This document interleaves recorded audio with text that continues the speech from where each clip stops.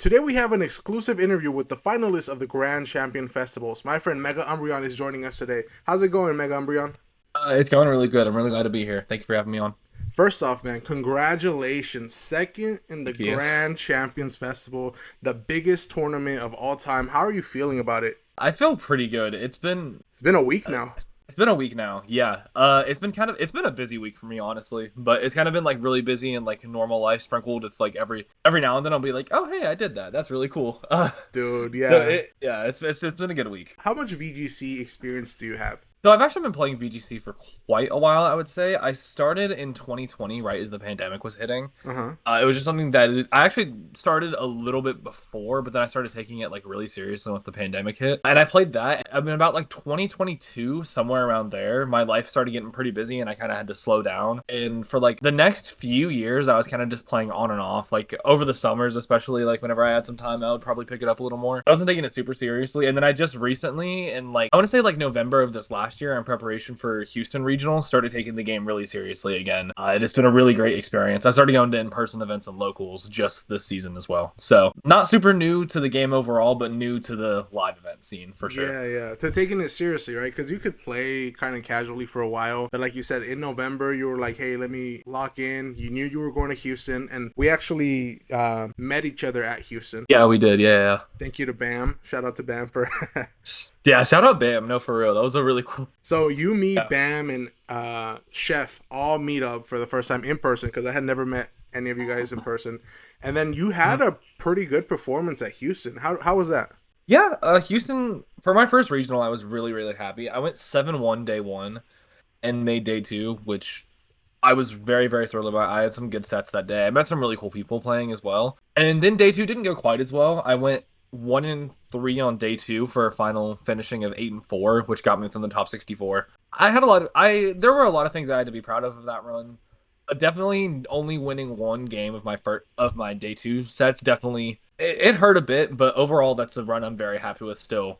Now let's talk a little bit about your run in the Grand Champions Festival. And I think we have to start off with this team. How did you find this team, or where did you find this team? Yeah, so the way I kind of got started with this team is that the weekend before this tournament, I was playing in VR with another Mega Frostlass team. It had the same Frostlass Sneasler Gambit core. The sets on all of them were drastically different. Not drastically, but pretty different. And then the last three were replaced with Sinistcha, Hisuian, Arcanine, and Palafin. It was a team. I found it because like Justin Tang posted a video about it on his YouTube channel after someone else did well in the one of the first tournaments after Champions came out. And I liked that team. I made day two in VR. I went 6-2 day one to make it day two, and then once again during day two, I only won one of my sets, going 1-4, so finishing 7-6, which that one especially pretty stung. So Yeah. going into this tournament, I knew I liked Mega Frostlass a lot, and I liked a lot of like I knew Frostlass Sneasler Gambit was just a really good core, Uh-huh. The but I Holy wanted to find Trinity. a different team. Yeah, the Holy Trinity. But I knew I wanted to find another team for it because during VR, it honestly felt like I was doing a lot of work for the team. And usually, how I like to have my teams is I don't really like to have to do any work for my teams, but I also don't want them to do a whole lot of work for me. If that makes sense. Like, I kind of like to live in the sweet spot where like my teams give me the tools to win, but they don't give me Like they don't make it so like that you have to work too hard, but they're also not making it easy for you just to run through everything. especially during Reg F, I realized I'm very much a balanced player. That's kind of the play style that fits me most. And usually with balance, you don't really have a lot of good matchups, but you also don't have a lot of bad matchups. You just all your matchups kind of sit in that neutral zone to where you have the tools to win. You just have to use them right, and that's kind of what I wanted my team to do. Yeah, yeah, yeah. So I was looking day after VR. I was looking online for at teams, and then I saw this team. So I did not build this team. Just right off the bat, I don't have the credit for building this team. But VR posted this team. It was built by a Japanese player named Ubislow, And I have who it had pulled up right used. now on my end. We should have his socials in the description. He's a really fantastic player. He won Japan Nationals back in 2023.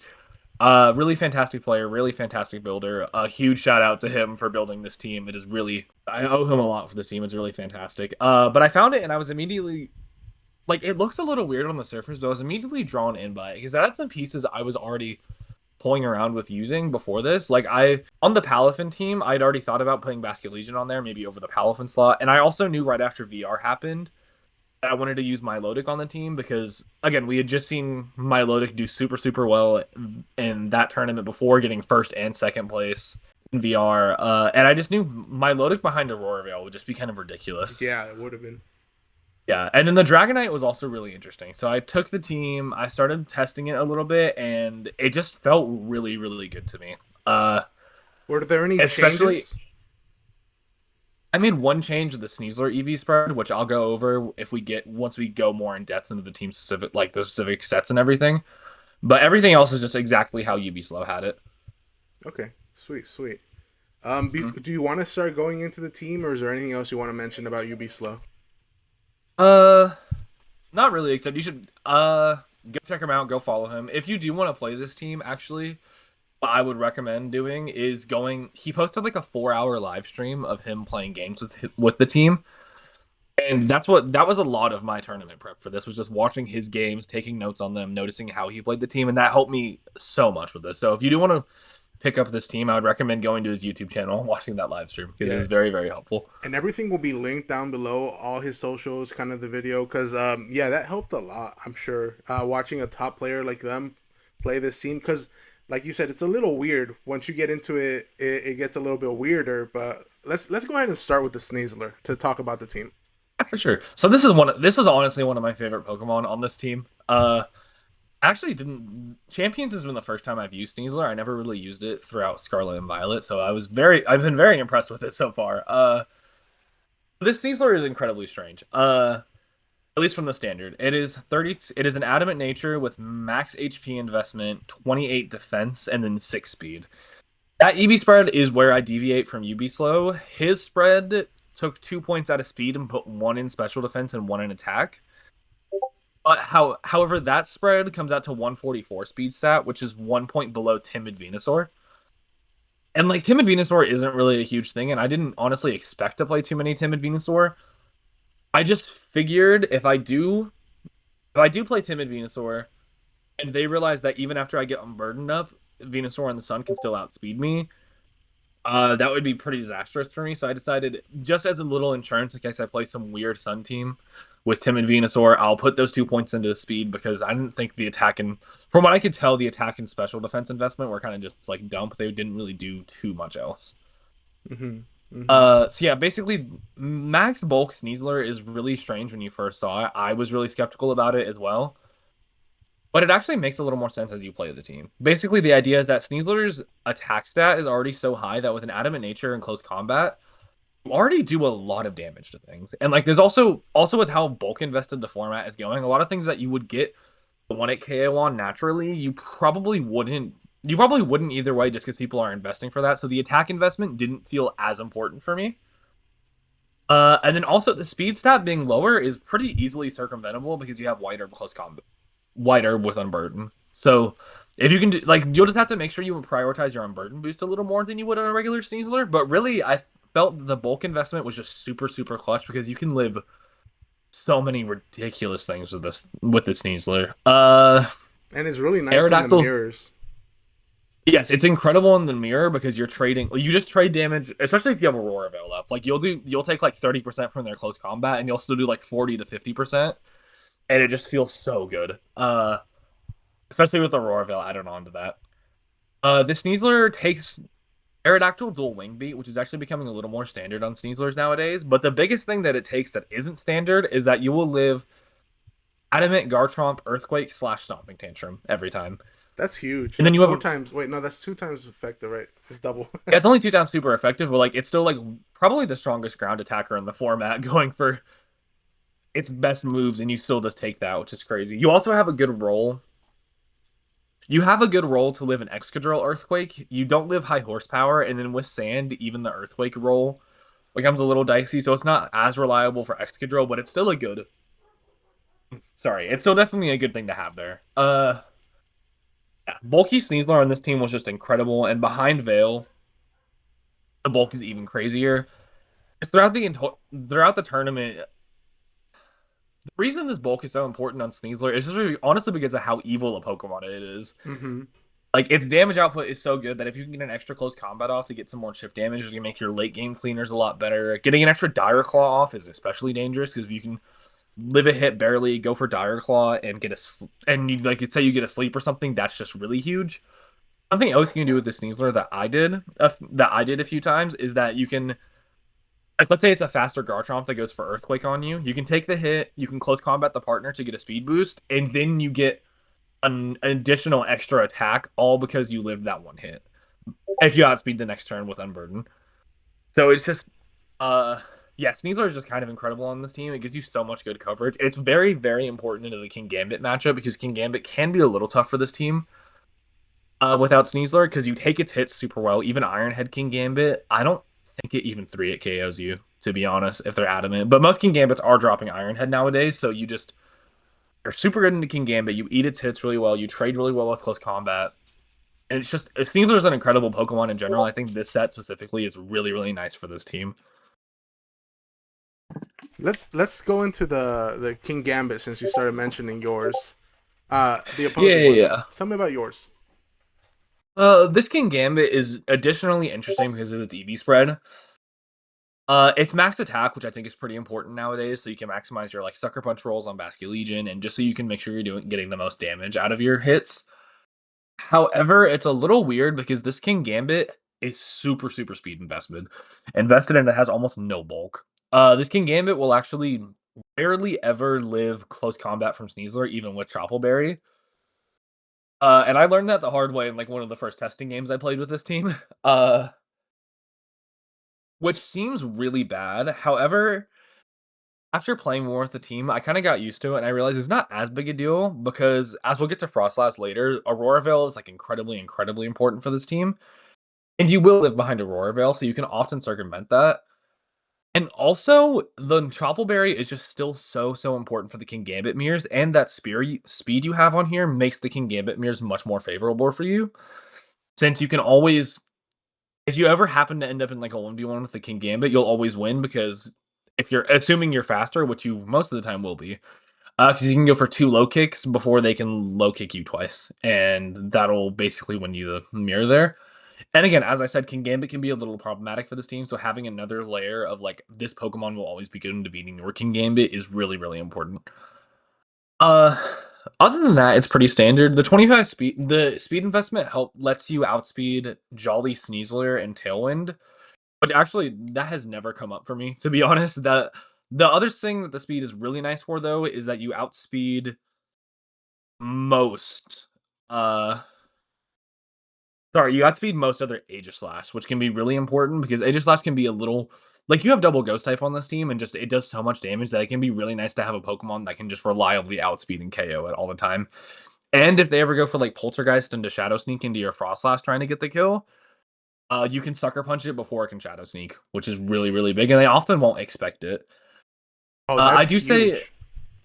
yeah, it's really, really big. I do say you outspeed most Aegislash because not all Focus Sash. There's a couple like Focus Sash Aegislash going around. I played one in top 16 of this tournament.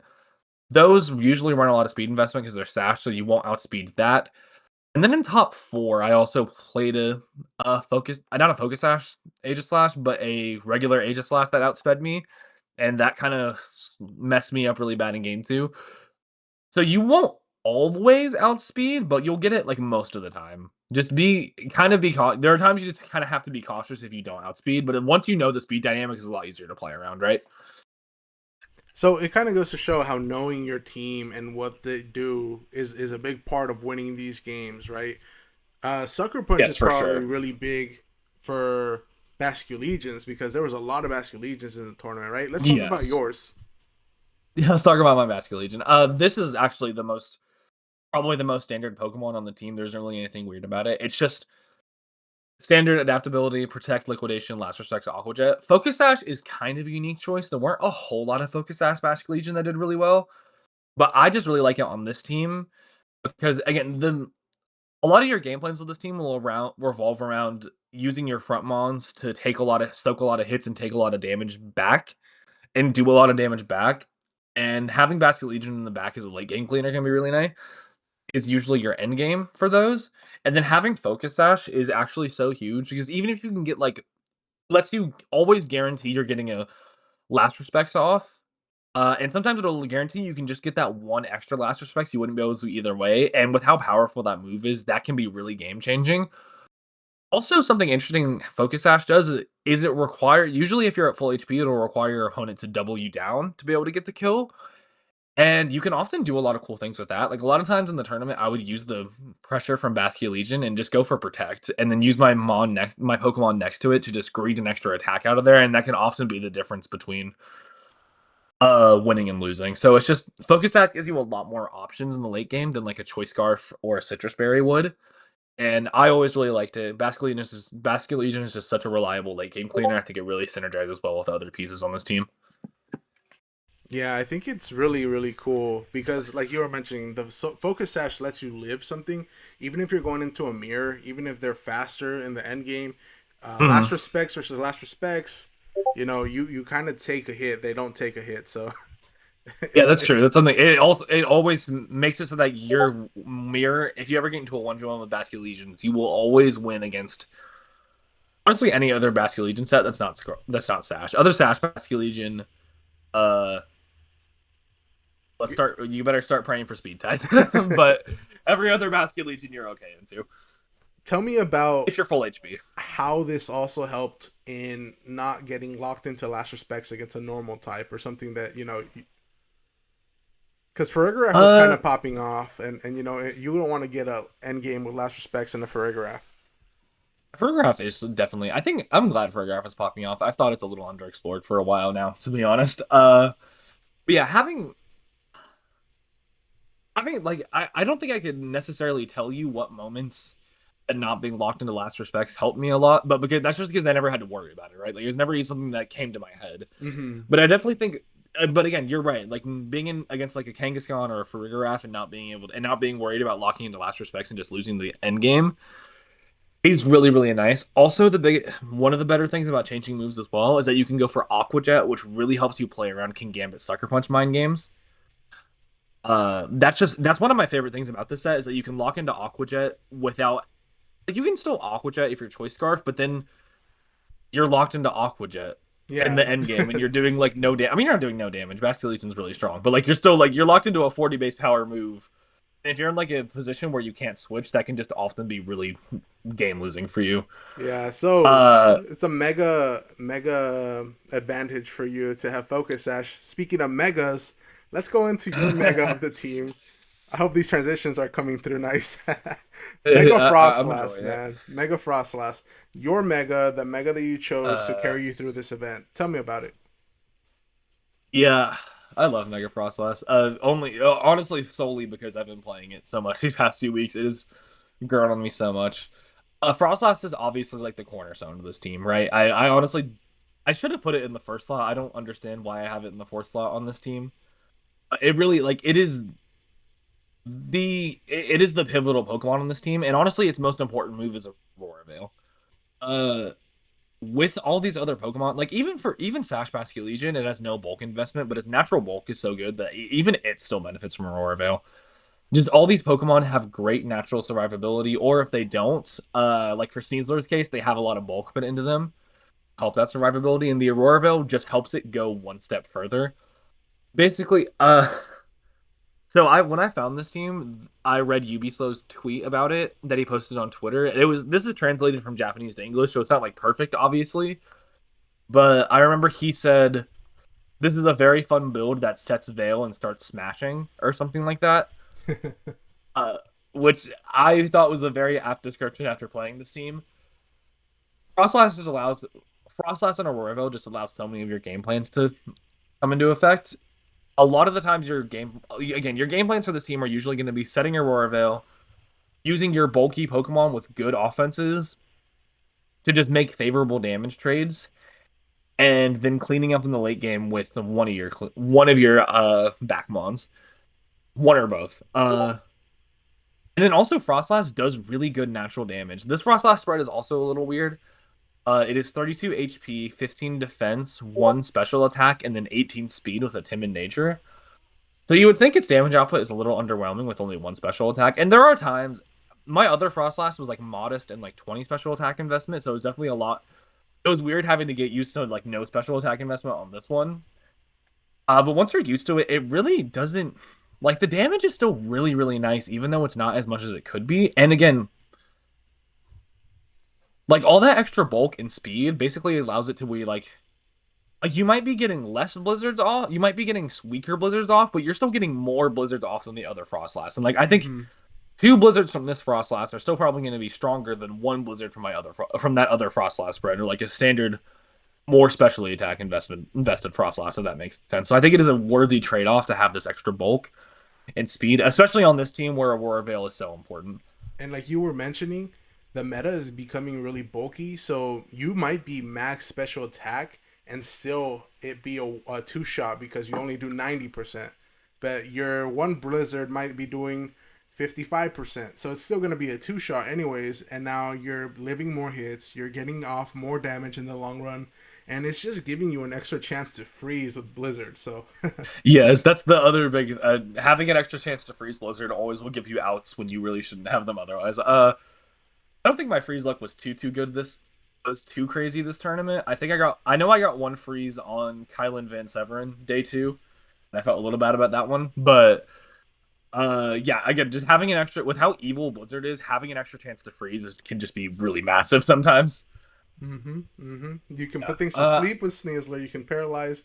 You can now you have the chance to put things in a frozen state, and you can poison. So you have a lot of disruption. This team is very RNG. I've noticed with a lot of Mega Frostlass teams, they're usually very RNG positive. You have Blizzard that can do stuff. You have Dire on my other team, I also had Matcha Gotcha burns and Rock Slide flinches from Arcanine. And a lot of other teams with Frostlass nowadays have Aerodactyl who can also Rock Slide flinch. So it's an archetype that'll give you that definitely does give you chances to get bailed out of situations with good luck. And I Yeah, definitely had my fair share of times this tournament where it's been good for that. So yeah, I don't think there's anything else I'm missing about Frostlass. It really just I don't know. It's a really great Pokemon on this team. That Aurora Veil can be really important. Like I think my most common lead by far, like the lead I probably went for in like almost like 7 out of 10 games was Sneasler Frostlass, just because it gives you so many options up front with Fake Out and Veil. Yeah, just Frostlass. Love this Pokemon. It is really important to this team for that Aurora Veil. that veil makes you so bulky, man. Let's talk about one of the bulkiest Pokemon on your team, Milotic. Let's tell me a little bit about how this one is different than the most popular one. Let's talk about it. Yeah. This Milotic, a lot of the other Milotics going around, especially with that Coil Hypnosis set, they're supposed to win the game for it. They are your central win cons, right? They're supposed to sit there, coil, get Hypnosis off, and it's supposed to be your primary win con. Like you can have 3 Pokemon left against it, and you'll still lose because it's just so oppressive. This Milotic is definitely not that. Uh, it is much more of a supportive Pokemon, but it is a really, really strong supportive Pokemon.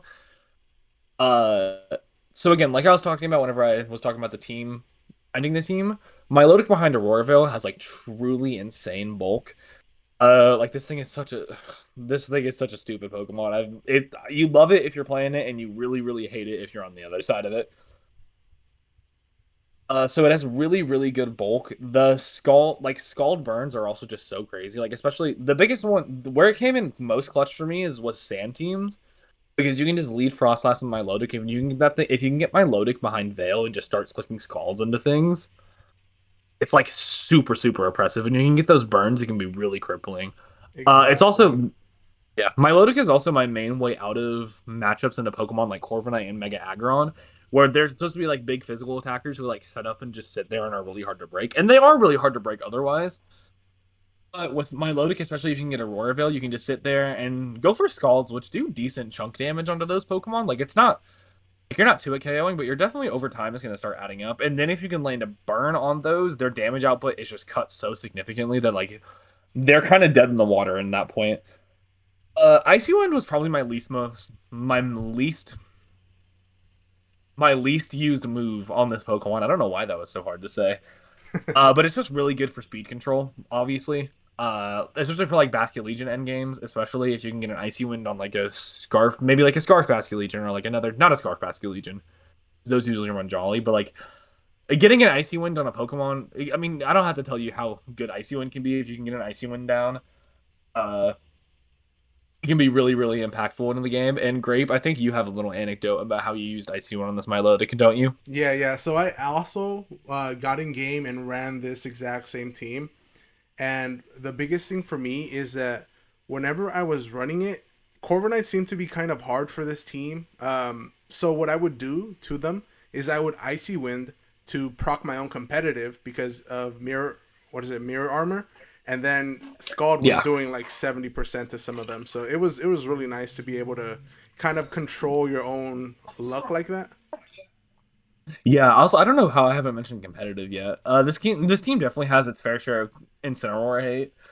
You have double Defiant and competitive, which honestly I don't think these Pokemon I don't think King Gambit and Milotic are specifically here for Incineroar hate, but I think they honestly do serve really good roles outside of being Incineroar hate. But I think they just happen the Incineroar hate that they give is just kind of the cherry on top. You also have like Sneasler with Unburden with White Herb and Close Combat. Yeah, the Incineroar hate is really nice because Frostlass definitely does not like going up against Mm-mm. Incineroars.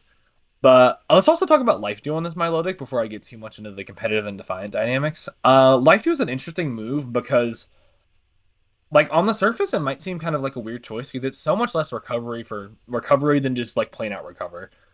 But again, this Milotic is really not here to win games by itself. It's here to support your teammates to win games.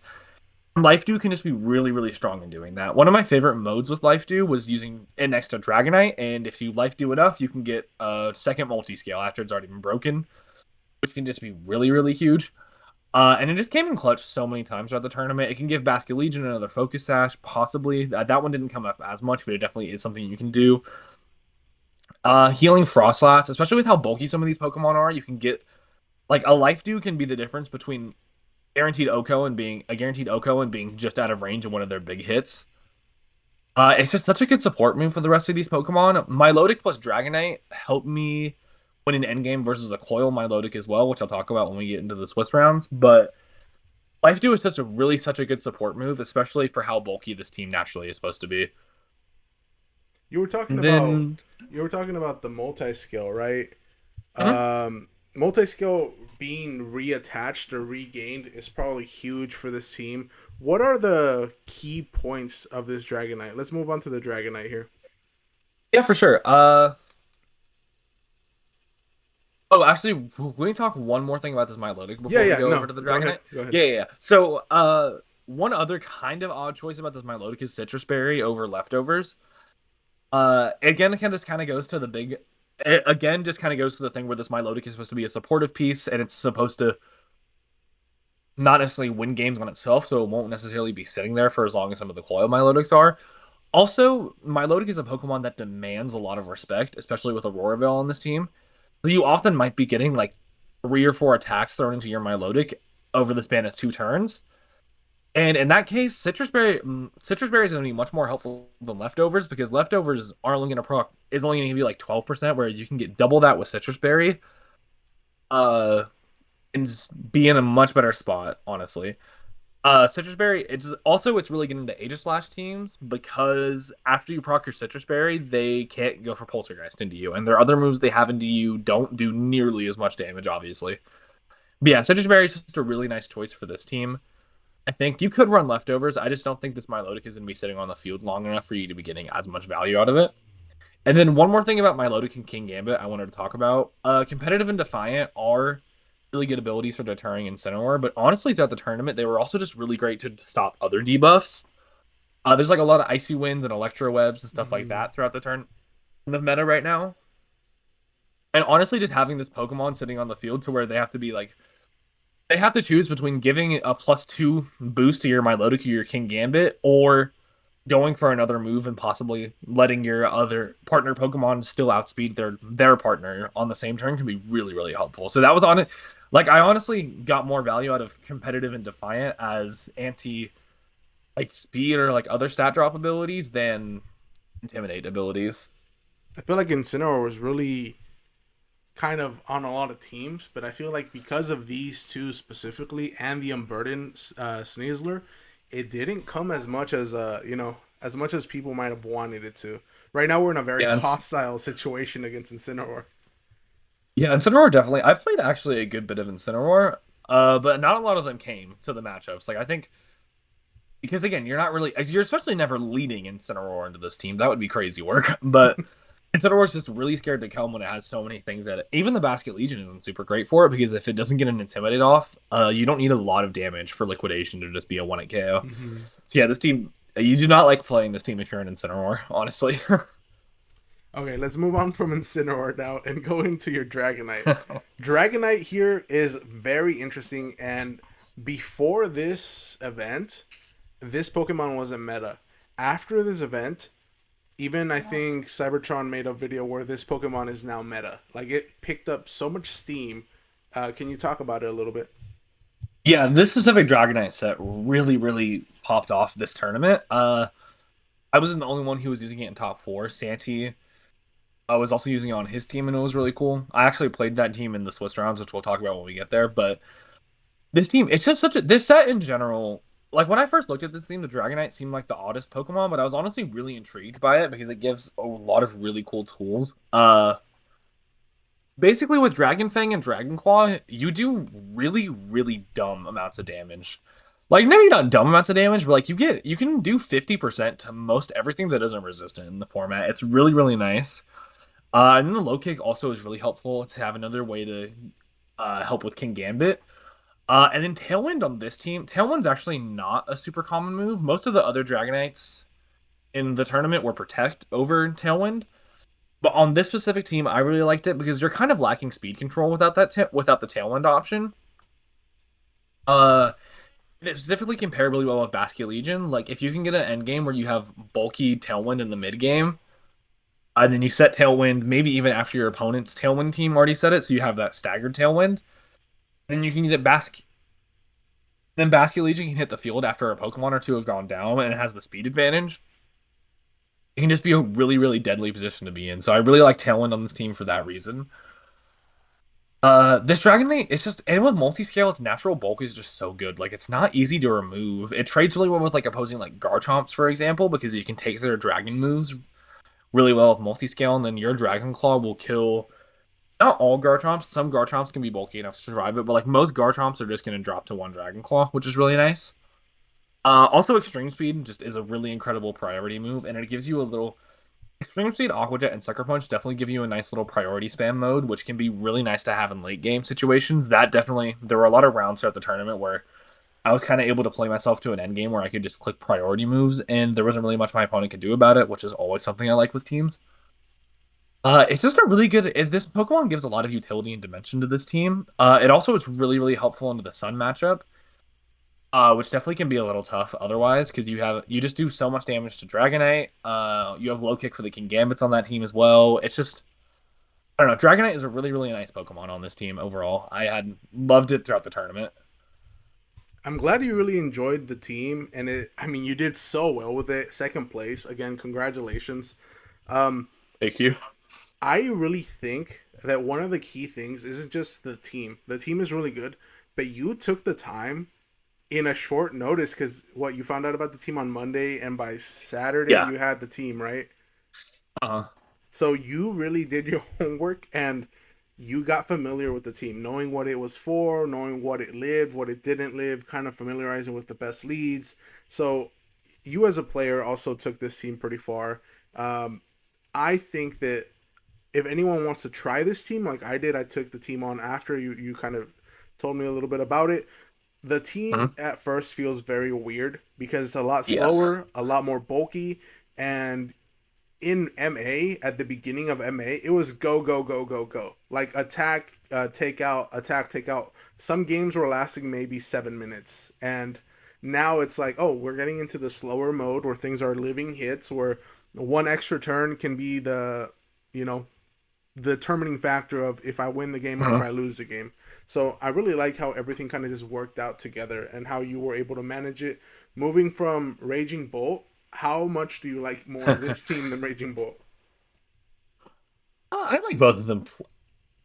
Like maybe I like this team a little more just because of the sentiment it has from this finish, but I definitely like Raging Bolt Balance.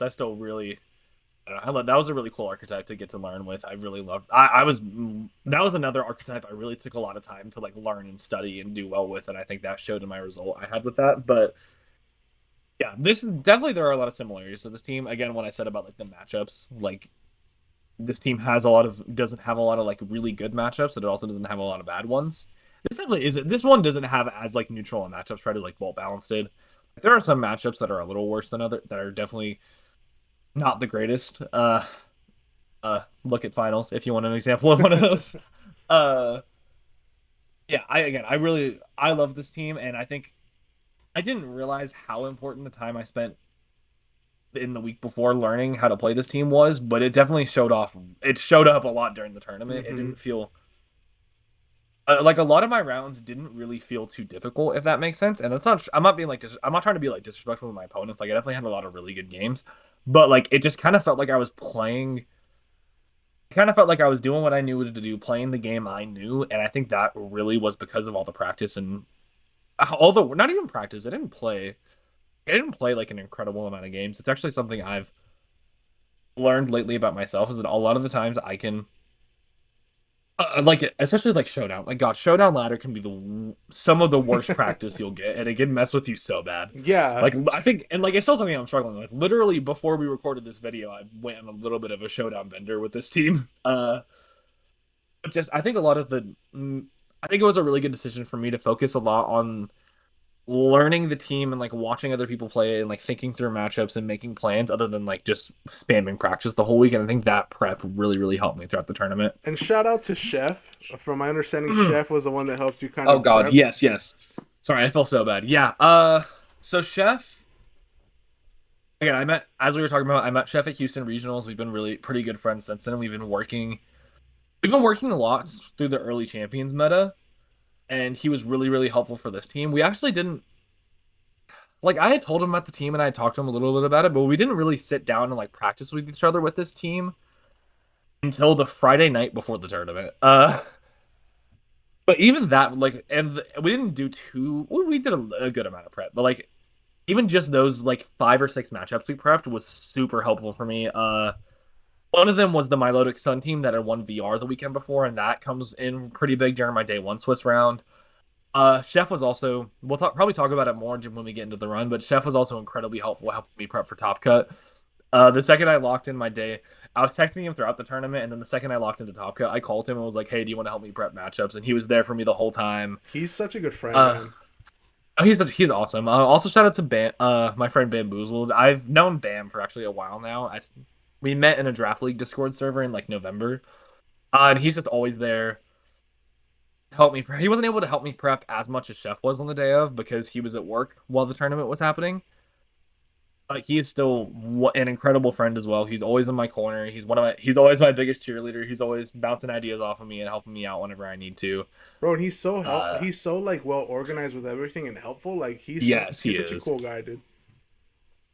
Yeah, no, Bam is really like shout out Bam, shout out Chef, incredible friends.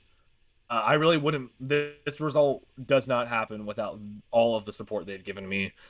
Not even just in the tournament, just in my Pokemon journey in general. Like humongous shout out to them. Yeah. And I think that it's one thing that I wanted to mention that's kind of important is you just said about kind of practicing on showdown sometimes is like the worst thing. Find a Mhm. friend that you know is good at the game, that you know can do pretty well. Like for Yes. example, we have Chef. Chef got what is it, 25th at Houston? I think it was like 23rd or something, but yeah, he got 23rd top at 32 in that yeah, tournament. he was like 24th, 23rd. He ended up doing an amazing job for his very first regional, right? Uh, Hmm. and you kind of were like, okay, this guy is good. This guy can kind of help me. I know that he knows how to play the game. If you were to just to practice on Showdown, man, that may have been a little bit different, you know? Yeah, no, for sure. I don't think if I spammed ladder, if I just spammed ladder the whole weekend, the week before, I definitely don't think we'd be sitting here right now, to be honest. So Yeah, it's that's honestly the biggest. Community is such an important thing in yeah, I this was game. gonna If you're say. looking to improve, find good friends you can practice with, and you can bounce ideas with, and you can talk with. Find a community. It's so unbelievably helpful, to be honest. Yeah, I think that's one of my favorite things about Pokemon is the community Hmm. and everybody around it. Don't get me wrong, there's some people that in the community are a little more abrasive than you would like Yeah. to, but the community as a whole is really cool. And that's the type of community that we want, you know, a community that kind of supports and respects each other and not tries to tear each other down. Yes, for sure. With that being said, let's go ahead and talk about your run. We're gonna start off on Sure. day one. You went, what is it, 8-1 on day one. I did, yeah. Congrats. Let's Yeah, go ahead and that talk about your run, and whenever you want, just start with with round one. But go ahead and say what you were about to say. yeah, going 8-1. Actually I'll save that until the end of I'll save that until the end of day one. We can go ahead and start going round by round. Okay, so round one, you go up against Floette Eternal team with Garchomp, Verigraph, Talonflame, Aegislash, and Basculegion. Tell me a little bit about this team and how it kind of was for you. Yeah, this team is definitely pretty scary. Floa is just a pretty scary Pokemon in general. It also has some interesting sets, like the King's Rock Garchomp is quite interesting, although I don't think they know how King's Rock works. Actually, now looking at this, which is fair. Fun fact, I just learned this pretty recently. King's Rock won't give you like increased chances to flinch like your already flinching moves. It'll give you a flinch chance on moves that don't flinch already. Uh, which they may have not known, may have known, I don't know. But that's not important to this set. What I've learned throughout my practice with this against these teams, you just need to keep pressure on that Floette because if that thing can get a Calm Mind off, especially with some of my other Pokemon not really being super great into it, it can be really, really scary. So I just need to use my Sneasler and my Frostlass to keep pressure on that in the early game. And then my back Pokemon are pretty easy here. I know both games here. I went for my standard mode, which is Sneasler and Frostlass up front with King Gambit and Basculegion in the back. Game one, they didn't bring Aegislash, which was definitely made it a lot easier for me since Aegislash can be really, really scary into my team. And I think that game one, I was just kind of able to get a pretty clean win just going with my normal game plan. Game two, they did bring Aegislash, which that was a little spooky. I don't remember too terribly much about that game. I just know I was able to get a win out of it. I was able to get a win out, but I remembered not feeling super great about it because I either had some piece of luck go my way that game, uh, or I just like they had a win con they could have gone for that they didn't notice, and I was able to capitalize on that. So overall, it always feels good to start a tournament out 1-0, but I was conscious that my play could be a little cleaner going forward. So round one happens, you lock in, you're like, okay, I need to get a little bit better. Then in round two, you end up going against a Parish Trap team. Yeah, so this is a Parastrap team. Parastrap is always like it's always kind of a scary archetype to play against because if you're playing a really good Parastrap player, you can make one mistake and they can turn that into a game win pretty easily. So it's always something you got to be really careful about. However, I wasn't as scared going into this one because I have pretty good anti-Parastrap tools on this team. I have two ghost types. I have King Gambit, which can be really nice here to pressure the Gengar. And I also I have a lot of ways to keep pressure on these Pokemon and make it so that it's not really easy to get a Parastrap up. Also, Frostlass and King Gambit lead is really good here because it makes it so that Frostlass isn't threatened as much by Gengar because you can use Sucker Punch pressure to force it to not attack you, or at least have it think a little more before attacking you. And then Frostlass can just do a lot of disruptive things against that Veil. Blizzard spam is actually really good here. They don't have great switch-ins into Blizzard except for Incineroar, which, as we've talked about, isn't super great into here. And King Gambit, I guess. Both games felt pretty clean here. Uh, yeah, I don't think they even were able to really go for Parasong because I was able to keep so much pressure on them, and I was able to close this set out in 2 games. Nice, man, nice. Let's go now into round three. You are now 2-0. Round three starts. You look at the team. This team is a little bit intimidating, right? It has Gardevoir with Mega Gardevoir, Mega Aggron, Mm-hmm. Incineroar, Milotic, Sinistra, Aerodactyl. What was kind of like the game plan here? Yeah, this team's kind of terrifying, I'll be honest. Mega Aggron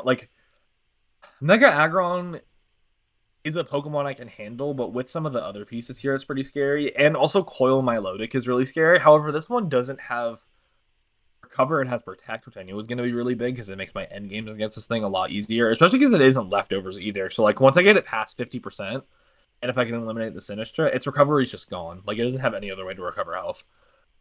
Uh, I knew my Milotic was going to be my most important Pokemon here. I think I led Frostlass Milotic into both games. Or I might have led Sneasler. I think I did Sneasler Frostlass. That actually might have been more of what I did. Okay, there were a lot of rounds this tournament, guys. Sorry, I do not remember super well You are everything good. I did. Uh, yeah, game one, I went with I used my Lodic to put pressure on the Aggron. I think I got a pretty nice burn. No, I didn't get a burn on it. Game one, I remember they got like a crit or like something that knocked out or did more damage to one of my crucial pieces than I really wanted it to.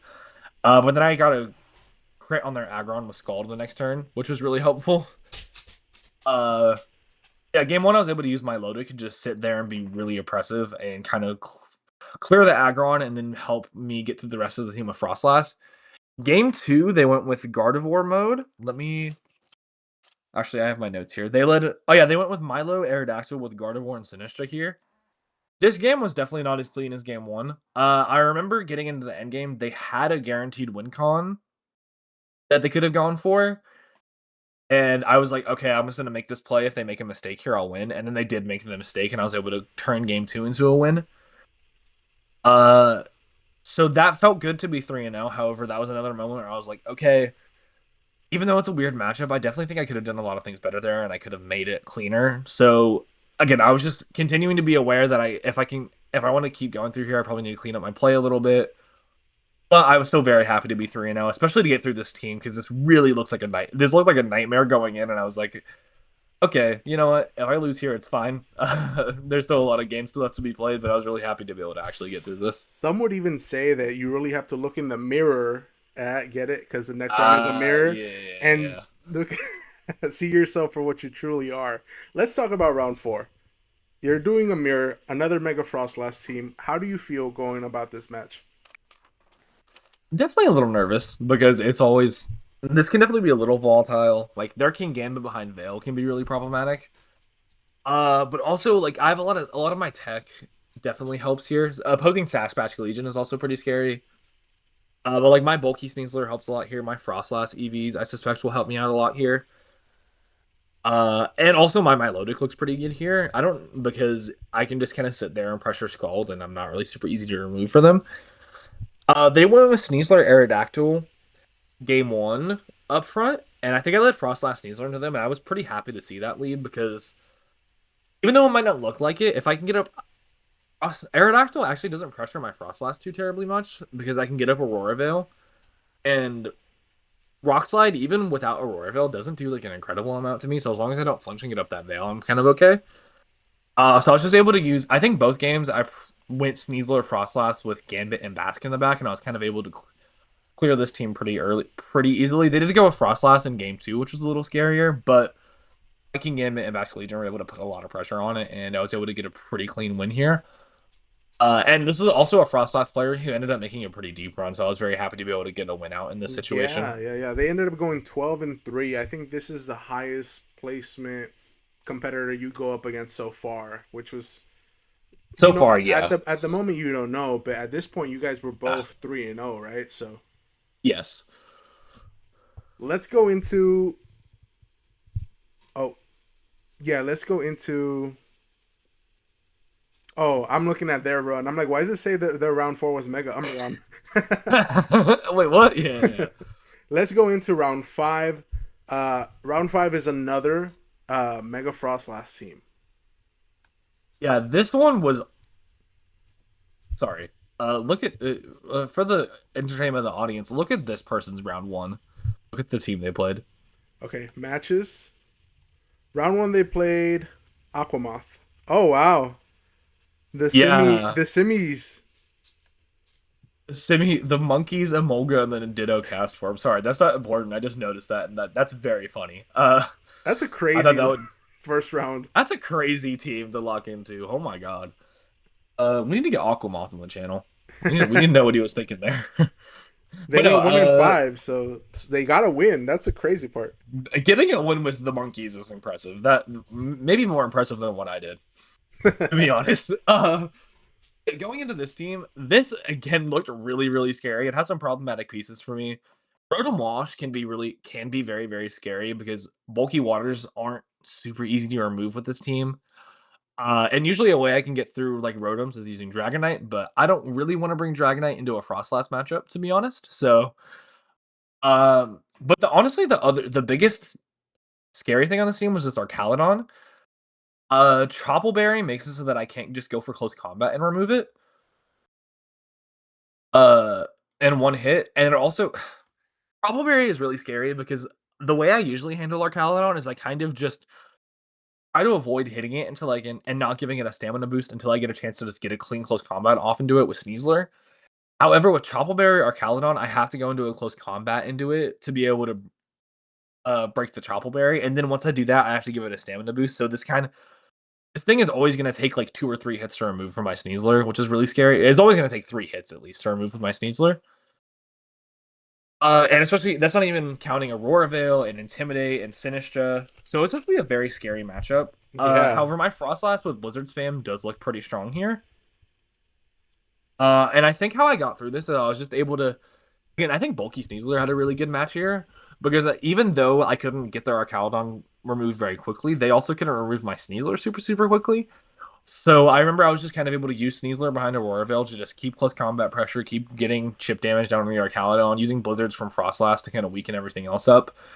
And then here, I think late game Basket Legion with Last Respects is also really clutch. So it was definitely a scary matchup, but I was able to weather through it the best I could using my bulky pieces and just keep going for consistent damage. Did they bring the Gallade a lot or no? Because it has wide guard I on it. don't.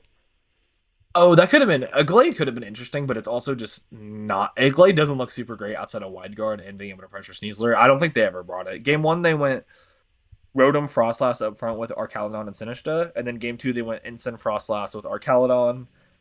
And I didn't write down their last mom, but I would imagine it was Rotom Yeah, probably. or Cine. Could have been Cine. Either one. All right. Yeah, this is So definitely a scary team to get through. I can imagine at this point though.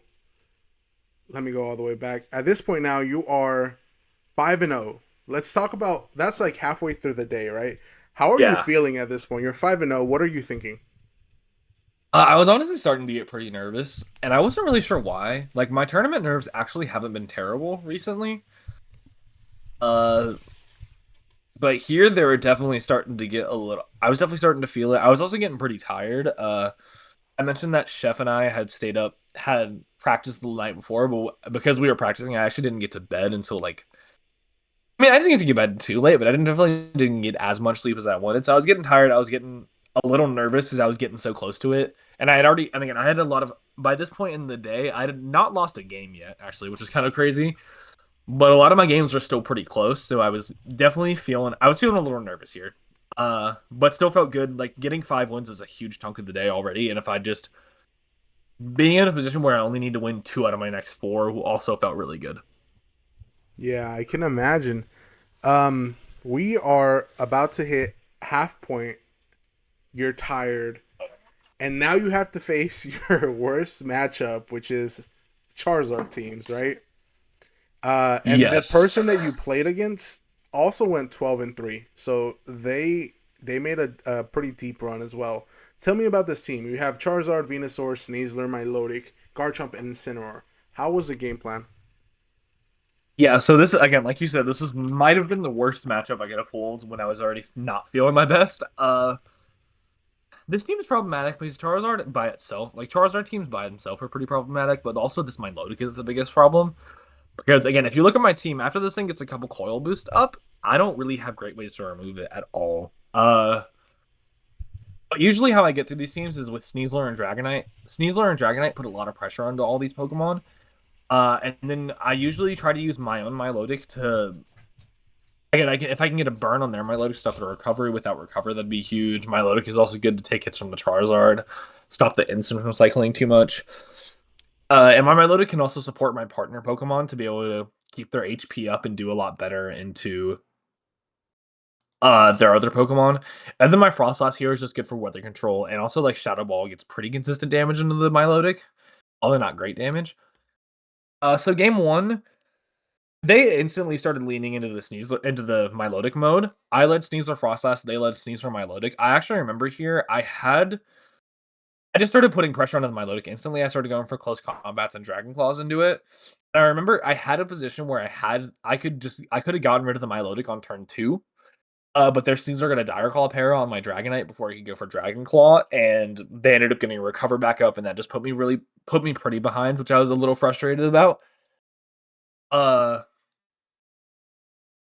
So that felt pretty bad to be in a spot where I could have maybe won the game on the spot, but had to keep playing and be pretty behind in a bad matchup. But I was able to keep my cool. I was able to use Dragonite, keep using Dragonite to put a lot of pressure on their Pokemon, and I was able to get the Milotic. I think I ended up just using my Frostlass to put pressure on the back Charizard and Venusaur. Because after that Charizard takes damage, it will be in Blizzard range, and if I can get my Hail up, Venusaur isn't as problematic too. So I think I remember how I was able to do that game was I was able to get my Milotic. I think I was probably like Milotic and Frostlass as my last 2 Pokemon that were just able to sit there and go for like Shadow Ball and Scald into my Milotic, which put me into a position where I could kind of close out the game from there. Game 2 was very interesting. So I did the same. We both went for pretty similar game plans. They swapped Venusaur for Ensign, which was fine by me. We ended up playing into an endgame where it was their Milotic with like a couple coil boosts versus my like minus. I think it was almost like a -2 Dragonite and my Milotic, who I forced them to give me a competitive boost on Milotic by that point. It was my Milotic and Dragonite versus their Milotic, which is a scary position because I can't break their Milotic very easily. However, what I was able to do, because their Milotic also can't do a lot of damage to me, what I was able to do is I was able to go for Life Dew with my Milotic, and I was able to keep both of my Pokemon healthy enough to where I actually just won off of the timer. I was able to be smart with how long I was taking my moves and animation times, and I was able to take a pretty convincing timer win. So I was very, very happy I was able to beat such a hard matchup, especially it was like kind of the best matchup I could have pulled in a way because beating it gave me a really nice boost going into the rest of the day. It was very scary, but I was happy I was able to find a consistent win con into that Milotic endgame. Yeah, I can imagine how good you probably felt after this because again, this is probably your toughest matchup. Charizard just does so much damage to your team. You're going into now round 7, and round 7 you're playing a pay to win team, right? You're going up against a Mega Frostlass and Mega Floette team. How does that feel? Yeah, this team was scary for sure. Again, Floette is Floette's a scary Pokemon for any team to face. Like, let's be real, this is such stupid, stupid Pokemon. Especially with Calm Mind, if I could, like, Calm Mind is just really good at punishing your passive turn, so I just needed to make sure I kept a lot of pressure on it consistently. Uh, yeah, so game 1 went pretty poorly for me. I actually don't remember too terribly much about this match, except for one thing in game 3. But game 1, I remember they used Float and Aerodactyl to kind of really run over my team. I actually didn't have a lot. Like, it just kind of felt like they overwhelmed me with offense, and I wasn't really sure what I was supposed to do into them. Game 2, they switched to their Frostlass mode, and I was able to switch up and really do well into that because I'm much better into Frostlass than I am to Floette. I was able to use my King Gambit to really put a lot of work into their team. And then game 3, this is what I remember most about this game. I had been thinking about what I would do into the Floette and Aerodactyl lead since the beginning of game 1. Oh, since the end of game 1, and I decided the play I thought was good was to fake out the Aerodactyl and Blizzard with Frostlass because I thought there was a decent chance with all the pressure I was putting in the Floette, it would just go for Protect, and I thought that had a lot of potential upside. I also didn't think it was super likely for the Aerodactyl to Protect. However, what I didn't see, I think I knew it was on their sheet, but I forgot the mechanics of it, was Wide Guard. I forgot that Wide Guard would go before my Fake Out. What they did turn 1 was they went for Wide Guard and Dazzling Gleam, so not both of my moves, like Fake Out broke the sash on the Aerodactyl, but I did no real damage to them. Didn't get up Veil, and then they went for a free Dazzling Gleam with their Floette, and the next turn they just went for Tailwind Dazzling Gleam, and I had nothing I could do. Like, I kind of just like wiped instantly from there. Yeah, it was one of Which those was bad turn ones that can just dictate the whole game. Yeah, exactly. Like, especially with Floette, that's a Pokemon where, like, if you give it give it an inch, it'll take a mile real quick. And it So does that was so honestly much really damage. frustrating. Just so much damage. I know it's stupid. Like I've actually been playing. I played a few games with the Rogov's team, on ladder the past few days, and it just God, Floette is such a stupid Pokemon. That was definitely frustrating, and this was also a win in for day two. If I had won this, I would have gone to 7 wins and made it undefeated to day two. It was definitely frustrating, especially that turn one of game three. Like I made a play. I just made a strict mistake. Like I made a play that would never. It was never going to be a good play. Wide guard was pretty. It wasn't like super obvious, but like it was pretty safe from them. Uh, it was just a really frustrating way to lose the game, and I definitely that took a little bit of a hit on me, and I think it kind of shows a sign of growth for me. I've had a lot of struggle with my own mentality in the past, and I was really able to just kind of I took some time between the rounds, and I was really able to focus up and lock in for the rest of these rounds. Man, I'm proud of you for that because yeah, it can be really difficult after a loss to kind of be like, even with like 6 wins and 1 loss, it could still be like, man, or all the other ones luck. You know, you start cycling through your Mhm. head, but you were Yeah, able to pull it together for round 8. Tell me about this round 8 going up another pay to win team with another Aerodactyl. with another Aerodactyl Floette. This one did not have wide guard, which is very lucky. I mean, as to wing beat's actually not strictly better because they can pressure my Sneasler. This round was definitely much better for me than the last one. It was still very scary though. Like Delphox Floette is a pretty, and a lot of the Pokemon they have surrounding it are pretty scary for me. Game one they went for the Floette mode. They actually let Sneasler and Aerodactyl, which is a lead I'm perfectly fine with because it gives me a pretty free Aurora Veil. And then Blizzard Sam is just so strong into it. So I was able to use my standard mode game one to clean up pretty well. And then game two, they switched to Delphox and King Gambit lead, and then I knew that if I led Sneasler Frostlass into a Delphox lead, I'd be super behind. So I switched up to my own King Gambit. And I remember very specifically being kind of confused after the turn one because they just let me go for Sucker Punch under their Delphox for free, and they didn't even Mega Evolve the Delphox. Like they Oh, didn't Mega. I just got a Sucker Punch down, and I was like, oh, okay. you think it was I a was misclick maybe? Because sometimes with the controls, like if you go back and you don't go back enough, it won't like you know. Yeah, it's had to have been like a misclick. I thought it also could have been a timeout, but it didn't seem to me like they took long enough to where they would have been to the end of their time. But I don't know. Also, like, there's been a lot of weird things happening with like timer in this game, so it's definitely entirely possible it was. So I feel it was a little unfortunate for them. They didn't say anything in the chat or anything, but I was able to get rid of their Mega Pokemon turn one, and then after that, I was able to clean up the game with Sneasler and Frostlass, King Gambit, and Sneasler. So I was able to get into day two pretty easily. Not pretty easily, I won't say that. Like it was definitely an unfortunate turn one, but I was able to convert that turn one momentum into a win. Yeah, yeah. So at this point, you're now 7-1, right? Yeah. You're about to go into round 9, the last round of the day. And you look at this team. This team is a very interesting team. Let me Yes. show the viewers. It's a Mega Tyranitar team, right? Mega Mhm. Gardevoir team, Aerodactyl, Garchomp, Sinistcha, and Rotom Wash.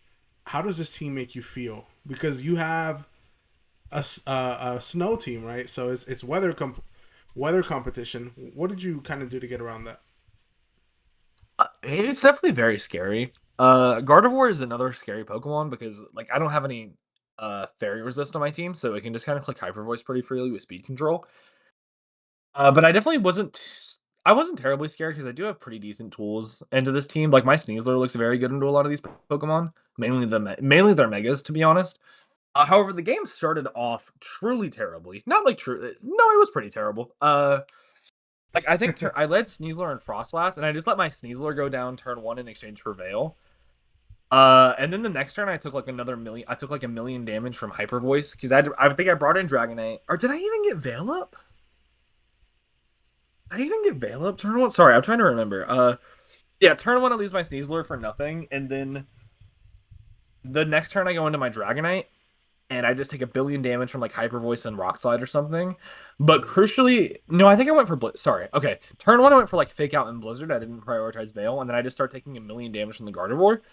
But crucially, I remember I was able to stagger my Tailwind with Dragonite, and then in late game, my Dragonite and I think Basculegion just went really, really ham on this team, and was able to kind of reverse sweep the game. So definitely, it was really Like it was strange. It felt really weird that I was able to win from the position I was in, but once I did, I was able to use my Dragonite. Dragonite just had a really great game this time. It set up Tailwind to put a lot of pressure onto their back threat. It was able to Dragon Claw the Garchomp. And I was able to convert it into a win that I did not feel like I deserved, but I got it nonetheless. You know what they And then say? game two, If there's a huh? Basque, there's a way. If there's a Basket Legion with speed advantage, there is absolutely a way. It is never over. It is never ever over. And then game two was a lot cleaner. They switched to a Garchomp mode, which was interesting, but I was able to kind of use my standard mode with Aurora Veil to get the speed advantage, to get the bulk advantage, and then use my Dragonite and Basket Legion to kind of clean out the rest of their team. So at this point, man, you are what is it? 8-1. Yeah. 8-1. You finished day one. What do you do? You know you locked in already. This is when you call Chef, right? You said. No, I called Chef at the end of day two. Oh, at the end of day two. Okay, okay, okay. Yeah. So here you are. You just finished. You did a pretty good showing. You're going into day two. What do you think? What are your thoughts process behind everything? I was pretty happy. Like there were definitely a bunch of tough games. This and also what I was happy about was that all my wins were 2-0s and my one loss was a 2-1-2, which doesn't really like that's not a super big thing, but that definitely was a nice little Like the boost to cherry my on top. confidence there. Yeah. A little cherry on top. I felt good because I knew this was a large tournament and I knew things definitely didn't happen. It was possible things didn't go my way, so I was happy to have things go my way. And also going X and 1 is always a really nice feeling because it makes your next day it puts a lot less pressure on your next day. You have a lot more room for error. And with the scale, I was just happy to be here. Going into day two, I was getting pretty nervous though. So tell me, what did you do that night after finishing the record of 8-1? You're probably feeling really tired. What did you do? So honestly, I kind of debated what I would do that night. I knew I was exhausted to be honest. I was really tired. It had been a long day. I made sure I got food. That was the first thing I did, to be honest, because I didn't eat anything like substantial all day. What did you eat? What did you eat? I got Popeyes. I don't know. Popeyes. I Did you remember get? that Was it good? it was good. I had a good time. What were you asking? I was gonna say, did you get the one piece meal? I've seen it online. I don't know if it's an actual thing. I did not get the One Piece meal. I'm not hip enough to get the One Piece meal. But no, I remembered I also got it. Like I was thinking about what I wanted to get, and then I remembered I also got that after day two, after day one of Houston. So I was like, that can't be a bad idea. But yeah, and then as for like the Pokemon part of it, I really debated, and like even Chef was talking to me about it, whether I would do like actually go hard on the paint for prep or just go ahead and get some rest. What I decided to do is I have a capture card and I'm able to record all my games, which is very, very lucky for me. So I decided to watch back my round 7 loss. Because I remember during VR, that was something I regretted not doing after day one, was watching back my losses and learning from them. So I watched back my loss. I identified a bunch of mistakes I made, and that made me feel a lot better going into day two. In hindsight, I kind of wish I had looked at the team sheets for day two a little bit more. Because they were available and like I at least could have done a little bit of prep into them. However, I don't think it was that. I mean, like day two went pretty well for me either way, so I don't think it was that big a deal. However, if I could do the tournament again, I probably would have done at least like at least like some of the 8-1s as well, right? But uh, yeah, that's kind of I just kind of did a little bit of prep and then went to bed because I knew if I was tired tomorrow, things were not going to go my way. And like, because of how bad I did at Houston regionals, because I didn't sleep, I think that was probably your best call. Just being rested, being able to Yeah. properly think is so underrated when it comes to prep and doing everything and competing for Pokemon. No, it's like really like I don't think I understand it until I started doing these long tournament days. Like I don't know how Wolf does so well with his insomnia and only sleep like a couple of hours nights before the tournaments. I have no idea, but Yeah, like being that's well what you usually rested, think of, right? It's like you think of Wolf saying, "I only slept 2 hours and then I won the whole event," and you're like, "Man, man, I don't know how he does it because, God, that's got to be rough. But yeah, I would. That's what I would recommend to anyone if you are wondering what to do between days of a tournament is prioritize rest over the Pokemon. The Pokemon will still come to you the next day, but that rest, if you don't capitalize on it, you're gonna be cooked. And if you already got to day two, it's not like you're gonna learn anything magical from day one to day two that's gonna make you that much better. So Yeah, like reviewing the team sheets can be nice and everything. But it's like you're gonna suffer a lot more if you go in with like a couple hours of sleep, but every team sheet memorized than if you uh get good rest and not a lot of team sheet prep. That's just how that's my philosophy that I've built. Yeah, yeah. Let's keep going right now. We are on round 10, first round of day 2, and you're going up against a very interesting team as well. Sand, I've only seen you go up against one Sand team, and here you have to go up against it Yeah. again. But Rotom Mo and Corviknight. Tell me about this team. They also have Volcarona, which This is is like a weird combination. this is definitely an odd yeah, this is definitely kind of an odd team. Something else I want to mention before I get too much into this match specifically is that this I was pretty nervous going into this one because as I was talking about at the beginning, this is my third consecutive tournament making day two at, which I was proud of. However, at both of my other day twos, I only won one set. And that one set I won, and both of them was round 12, funnily enough. Yeah, I didn't. I knew that if I could win this set, it would set a really good tone for the rest of day two. So I was very nervous going into this set because I knew winning this would just be really important. And it definitely is a scary matchup. Like Sand, I had pretty limited practice into, and especially with these pieces like the Rotom Mo, who can pressure my Milotic a lot more, and this Volcarona, who can just do a lot of other stuff. Like it was definitely very scary, and I did lose, and I lost game one, which is just a pretty bad feeling. It was a really close loss, though, if I remember right. Like I think I just made a couple mistakes in the mid game. I maybe didn't bring the right Pokemon, and then they were kind of able to capitalize and snowball off of that. And that was pretty discouraging. I'm not gonna lie. I was very it was really nerve wracking to go into this set and already down a game.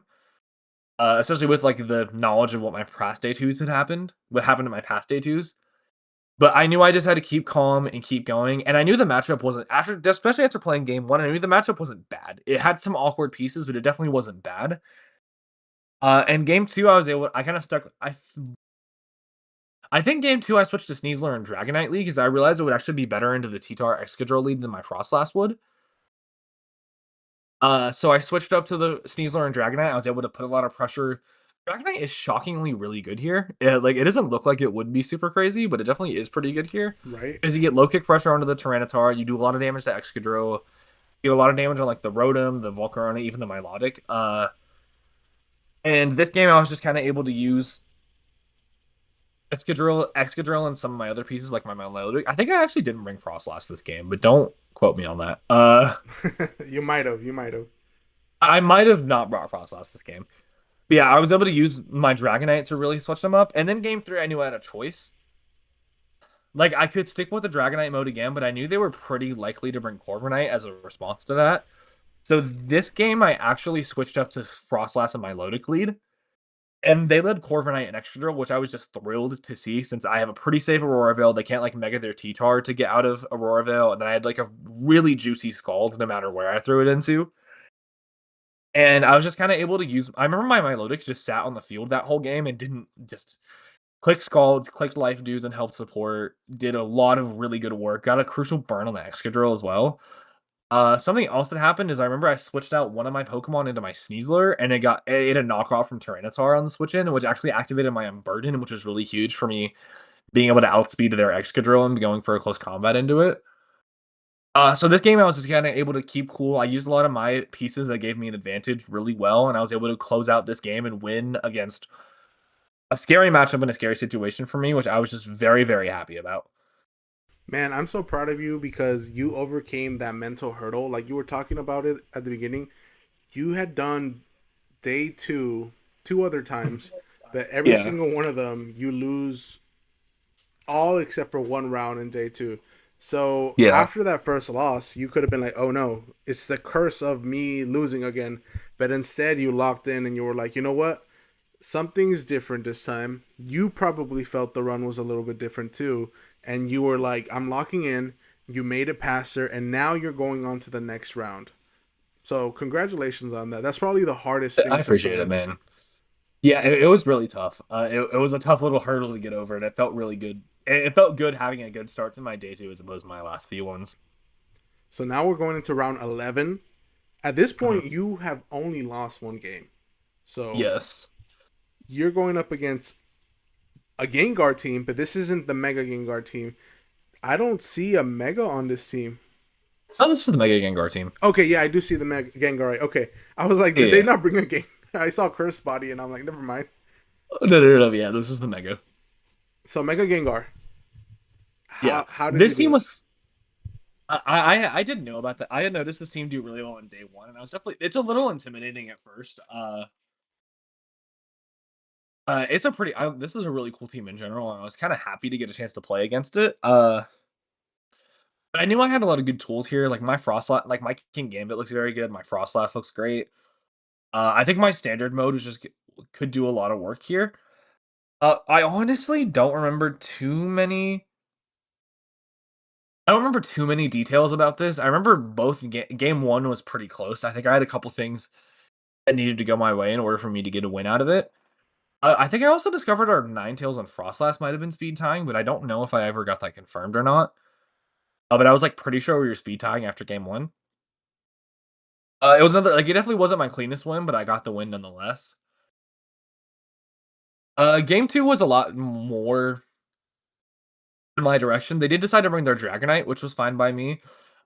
They also had a pretty unfortunate error with their Dragonite in training, which we discovered in that game, which was unfortunate for them. I hope they don't mind me revealing this, but they had apparently up to this point in the tournament been running modest Dragonite with no attack investment, Ooh, which was unfortunate because they were doing like 30, not even like 30% to my Sneasel or Dragon Claw, and we were both like, what the heck? And then we learned they were no attack investment, which is still really impressive to get to I mean, it eight has a go 9-1 before yeah. winning 9 games before you realize you were running the wrong Dragonite set. That's probably carried by the fraud. I mean, there Alolan Ninetales and Gengar.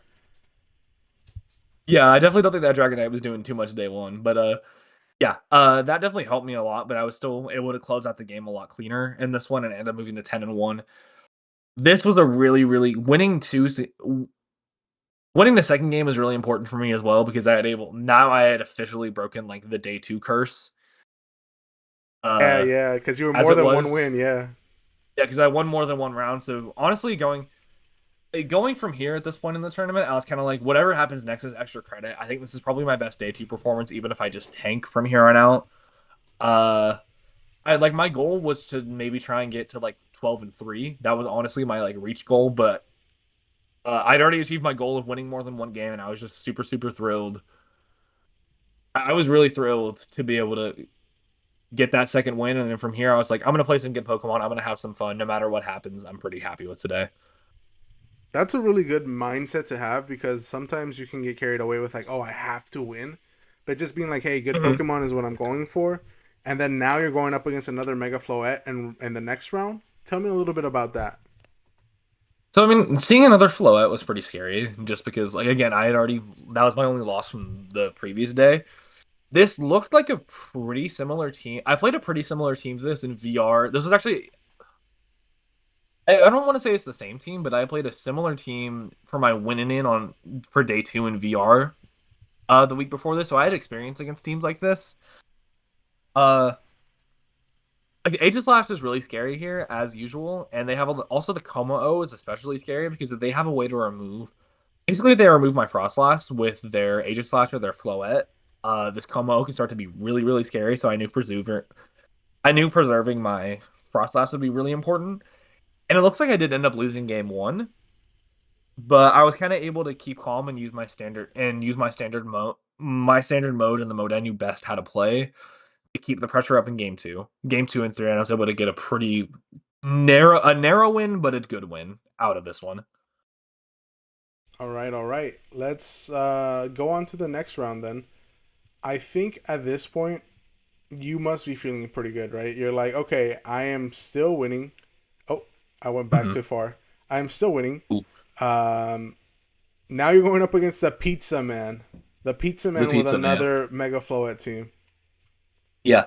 This I actually did recognize who this player was. This is Kylan Van Severen. He's a pretty consistent player. He got top 8 in Toronto this last year with Dondozo. He's a pretty big Dondozo Oh, spammer. yeah, yeah, yeah. Yeah, so I recognize. I'm like, okay, well, like, I actually don't have confirmation, but I'm like 98% sure this is him. No, I think I did get confirmation. This is Kylan Van Severen, and I wasn't 100% sure of it in the moment, but I was pretty sure it was him. And it's another like pretty scary flowout team, so it's definitely pretty scary to play a good player with a matchup that you've already lost to. But here again, flowout's a matchup I'm pretty experienced in. Game one was close, but I was able to stick with my standard mode and I was able to get through it pretty easily. Game two, I got a blizzard freeze on their flowout early on, and I was able to kind of capitalize. I was able to use that momentum change to capitalize and turn it into a win. So it was a little. I felt a little bad getting the blizzard freeze, and that was a little unfortunate. But I was happy that I identified that I had momentum swing. I was up a game, even if they unthawed the first. Basically, it was a position where like I could have like played around, played a little scared, and played around them unfreezing on the first turn. But I decided I was up a game. This is a difficult matchup against a good player. I think this is a time I can really use to push an advantage. And they didn't unthaw, and I was able to get their flow out and then get the speed advantage on my Sneasler, and I was able to really run away with the game from that point. All right, let's now move on to your next round. Pizza Man was cool, but now we have to go on to Figgy Monster. And Figgy Monster has a very interesting team. Can you tell me a little bit about this team with the Hisuian Typhlosion, Whimsicott, Serena, Dragapult, Tauros, Aqua, and Eternal Floette? Yeah, so the second I saw this team, I was like, oh god, this matchup's a nightmare. Uh it's really like the Whimsicott and Typhlosion mode puts so much pressure on my Frostlass, but also my Frostlass is still kind of needed here because it helps me. Aurora Veil can be really good to help me manage their damage output, and it's also really one of my best ways to remove the Whimsicott and Serena, which can be problematic. And like my Dragonite would do pretty good into this Floette, into the Typhlosion, but they have a Floette who just really, really shuts down my Dragonite. And so I knew instantly going into this matchup, okay, this is pretty hard. This is not the matchup I would have wanted. I would really want to draw on my winning into on one of my winning ins to top cut, but it's okay. I'm just gonna play it out. So I decided to go with my Dragonite mode for game one since I thought Typhlosion just looked so good under my Frostlass. But they just get Whimsicott and Floette up front, and the game is actually closer than I think it had really any right to be. I don't know how I got it to be kind of close, but I was able to use. I think I used Sneasler and Extreme Speed to get the Floette gone early, and then my Basket Legion actually put on a decent amount of pressure in the late game. It just wasn't enough to get through the Typhlosion and Serena. Game two, I lead even worse. I lead Sneasler and Frostlass into Whimsicott and Typhlosion. But I'm able to steal the game because they get a Light of Ruin miss, and I have to make some pretty tough calls to be able to get to a game win from that point. And then game three, I get the lead again. It's the same leads as game one. I get the call wrong on the leads again. And I think this one was a little bit close, but they were just able to pretty comfortably get Serena and Hisuian Typhlosion in position to just click Eruption and blow through the rest of my team. So it was pretty. Like I think the biggest thing was that like I let my Basket Legion take some damage early on, and I thought, oh okay, but I'm not in Eruption range from Typhlosion, so it's fine. And then I was in Eruption range from Typhlosion, and I was like, ah, well, dang it. So it's not really. I felt it was like obviously it's not great to lose. Like it's obviously not great to play like a winner go home match for your last round. But I wasn't too upset about this loss since it's a really cool team. It's a really cool and a really hard team for my comp that I really had no practice into. And I was a good player piloting it, so like I didn't really have any shame in losing. And again, at this point in the tournament, I was like kind of just like everything past winning that second match in day two kind of felt like extra credit to me. So I was like, if this is how my run ends, that's all right. It's been a really great run, and I've had some good games. But I wasn't stressing out too much about it. But it definitely, I honestly wasn't stressing too much. Is Do you know who it was? E Monster? Yeah. I have no idea. Actually, a lot of people. He's gotten a lot of attention online just because his team is so cool. But I have no idea who this guy is in real life. Yeah, I've seen the team kind of start popping up. So I was wondering if you maybe had insider information. No, I unfortunately do not. I just know he beat me down pretty bad. Now we go on to Dracovish 33, and this is a very interesting team because this is your winning in game, and it's a Charizard team, but it's not the Charizard that most people have been expecting. But this is still a good Charizard team. Tell me about this team a little bit. Yeah, so I was actually pretty familiar with Charizard, with the Charizard X archetype in general coming into this. as I said, the weekend before I played in the VR tournament, and I actually played Taboo in round 7. He ended up bringing Charizard X to second place in that tournament. So I was pretty familiar with the archetype. It was a 3-game set, and I feel like I got it pretty close, but I ended up losing to him. Uh, but honestly, because I had lost to Taboo, in the some of the time I've spent prepping for this tournament, I made sure to. I don't think I actually played any games into this team, but I made sure to make sure I knew what I wanted to do with this matchup and know what was important, what was good to get damage on, what pieces do I need to preserve. I spent some time making sure I knew how to do that, and that ended up coming in pretty clutch into this game. Honestly, the scarier thing for me isn't the Charizard, but it's the Scissor. I think there was a point where on Pokemon Showdown in my practice with this team, I was at a 0% win rate into Scissor.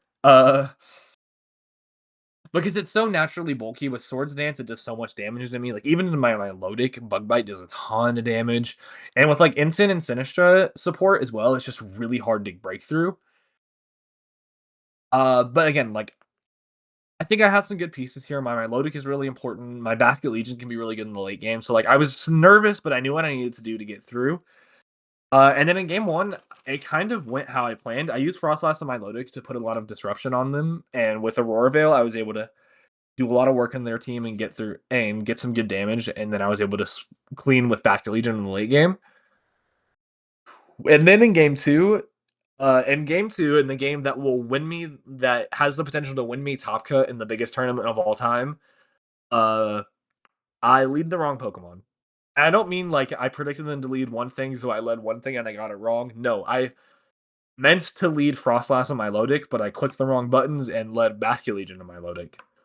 Yikes, that could Which have is been. Oh, Oh, that could have been bad. That could have been bad. It wasn't actually didn't end up being horrid because I was able to turn 1. I was able to just clear the Sneasler with liquidation and get a good scald on the Scissor. It didn't get a burn. Oh, I didn't mention in game 1 I got a pretty nice scald burn on the Scissor turn 1, which really helped me. I actually wasn't able to burn the Scissor after like I think I went for like 2 or 3 scalds to be honest, which was a little frustrating. Uh, and the game was honestly pretty. This team game was pretty tough. I let their Sinistra get up a Trick Room in the mid game, which really hurt me. And in the end game, it felt like they had me pretty dead to rights. I just had to play a little tricky and hope they made some mistakes with it. And in the end game, at the end, that kind of is what happened. I got them to make a few mistakes throughout the game, and then in the end game, I was able to clean up with Basket Legion in the late game. It was very, very scary. Also, not having led my Frostlass was pretty bad because this Scissor, can OHKO my Frostlass through snow once it Swords Dances, but if I lead Frostlass, I can make sure that it won't be able to OHKO me through snow and I can get a Aurora Veil. But now, since I didn't lead it and it got set up before I could bring it in, my Frostlass was kind of dead weight. But I was able to get a couple greedy attacks onto the Scissor, and I was able to eventually clean up the game and make my way into top cut. It was very, very close though, and my opponent played very, very well. man, that could have been catastrophic. Having your Oh, it could have been. Frostlass, your Mega as dead weight sounds really scary. Especially into the Sinistcha. Like, the Sinistcha in Trick Room was really hard because I could just go for, like, Bullet Punch and Macho to get my Basket Legion out of the way, and then I didn't really have great ways to hit it. So it was very, very scary matchup, to be honest, especially with choking my leads. But at the end, I was able to pull through, and I'm very, very glad that I was able to get that win. So, man, you have gone through the ringer. You just won your winning in for Top Cut. You broke the curse. You won more than one game in day 2. You've lost only 2 games, so you did the crazy, what was it, 13-2 to get into Top Cut. Yeah. And you get a bye round 1. I got a bye. I'm so thankful. Whew. Yeah, I'm incredibly thankful I got that bye, honestly. Mainly because the time I used to prep for this next matchup was really, really important. We can go and start talking about that if you would like to, but overall, I felt really good getting into day 2. Overall, making cut in the biggest tournament of all time felt kind of surreal. Like, also, I had locked up prize money, which was the first time I had won prize money from an event like this. That's crazy. Congrats again. Yeah, thank you. So it was just like, again, at this point, like, I know I said at one point, like, it felt like after winning that second game in day 2, I was just kind of, everything else is extra credit. At this point, it really, really felt like everything else was just extra credit from here. It was just a really surreal experience, to be honest. Man, let's go into your next round for sure, because from here on it's only four more rounds, and you're playing Yeah. the highest competition. Yes. You're going up against some really good players. If you know anything about the player, tell me a little bit about them. If you don't, it's fine. We'll just keep going on to their team. But let's look at your round 17. You're going up against Serena, Hisuian Zoroark, Hisuian Arcanine, AG Slash, Eternal Floet, and Whimsicott. How does that feel for you? So this is a really scary matchup, the Pokemon alone, and I actually, and on top of that, I do know a lot about, not a lot about this player, but this is Friedrich Hoge Nielsen. I really hope I'm pronouncing that right.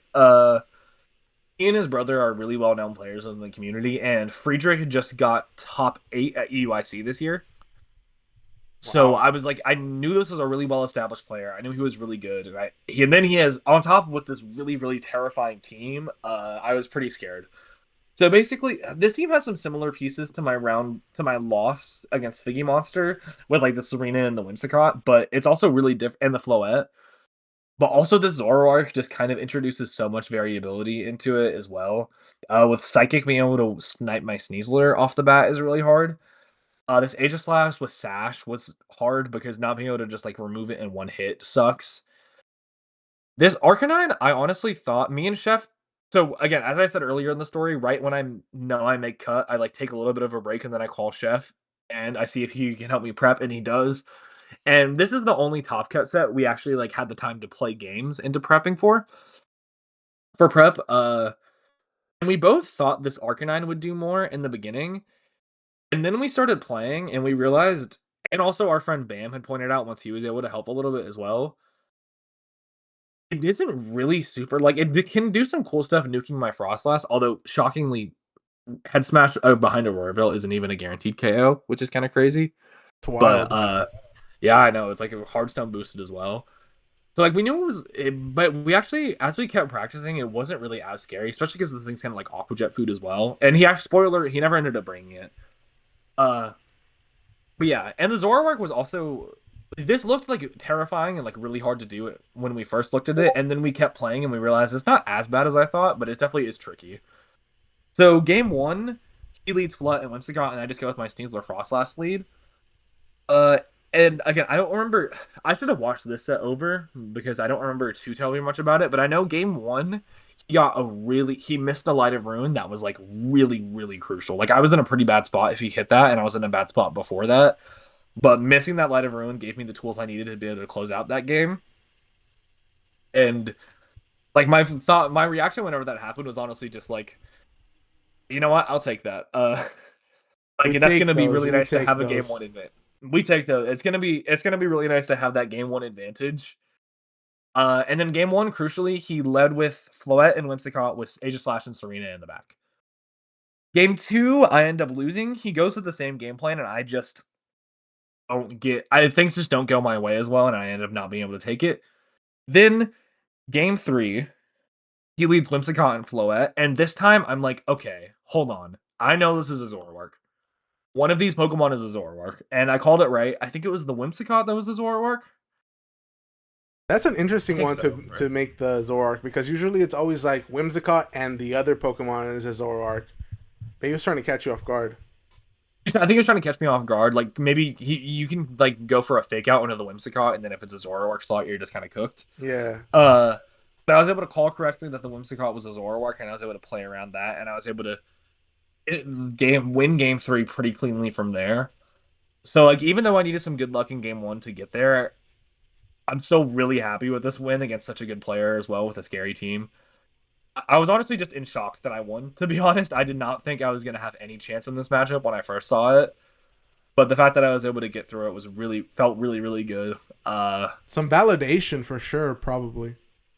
Yeah, for sure. Like even with the missing game one, like I still played pretty well throughout the set. I had to, like you don't make it that close. Like you know, like I don't know. Like I still played very well for myself throughout game two and three and one for the most part.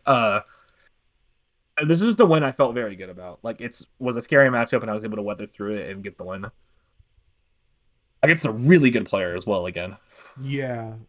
And let's go. And from here, it's like elimination, right? If they lose, they're out. Yes, one loss and I'm out of the tournament. Okay, so now you're going up against testing 800.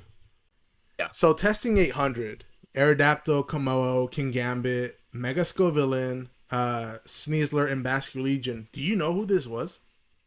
Yeah, so I actually do. I didn't know while I was playing, which I think was only good for me. I think it would add a lot of pressure on me that I didn't need. But after the tournament, I learned this is Davide Fazio. It might be pronounced Ooh, Davide. I'm not 100% I sure. think it's Davide. Davide. Okay. He is a super well-established player. Also got top eight, like Friedrich, got top eight at EUIC this last year, which is it's funny to me that I played two top eight Back to finishers at back. EUIC in a row. Yeah. Uh, but I'm honestly glad I didn't know it during the tournament because I think one of the things that really helped me this run is that I just like again I wasn't expecting to do this well. I wasn't expecting to do super well and not as well as I ended up doing.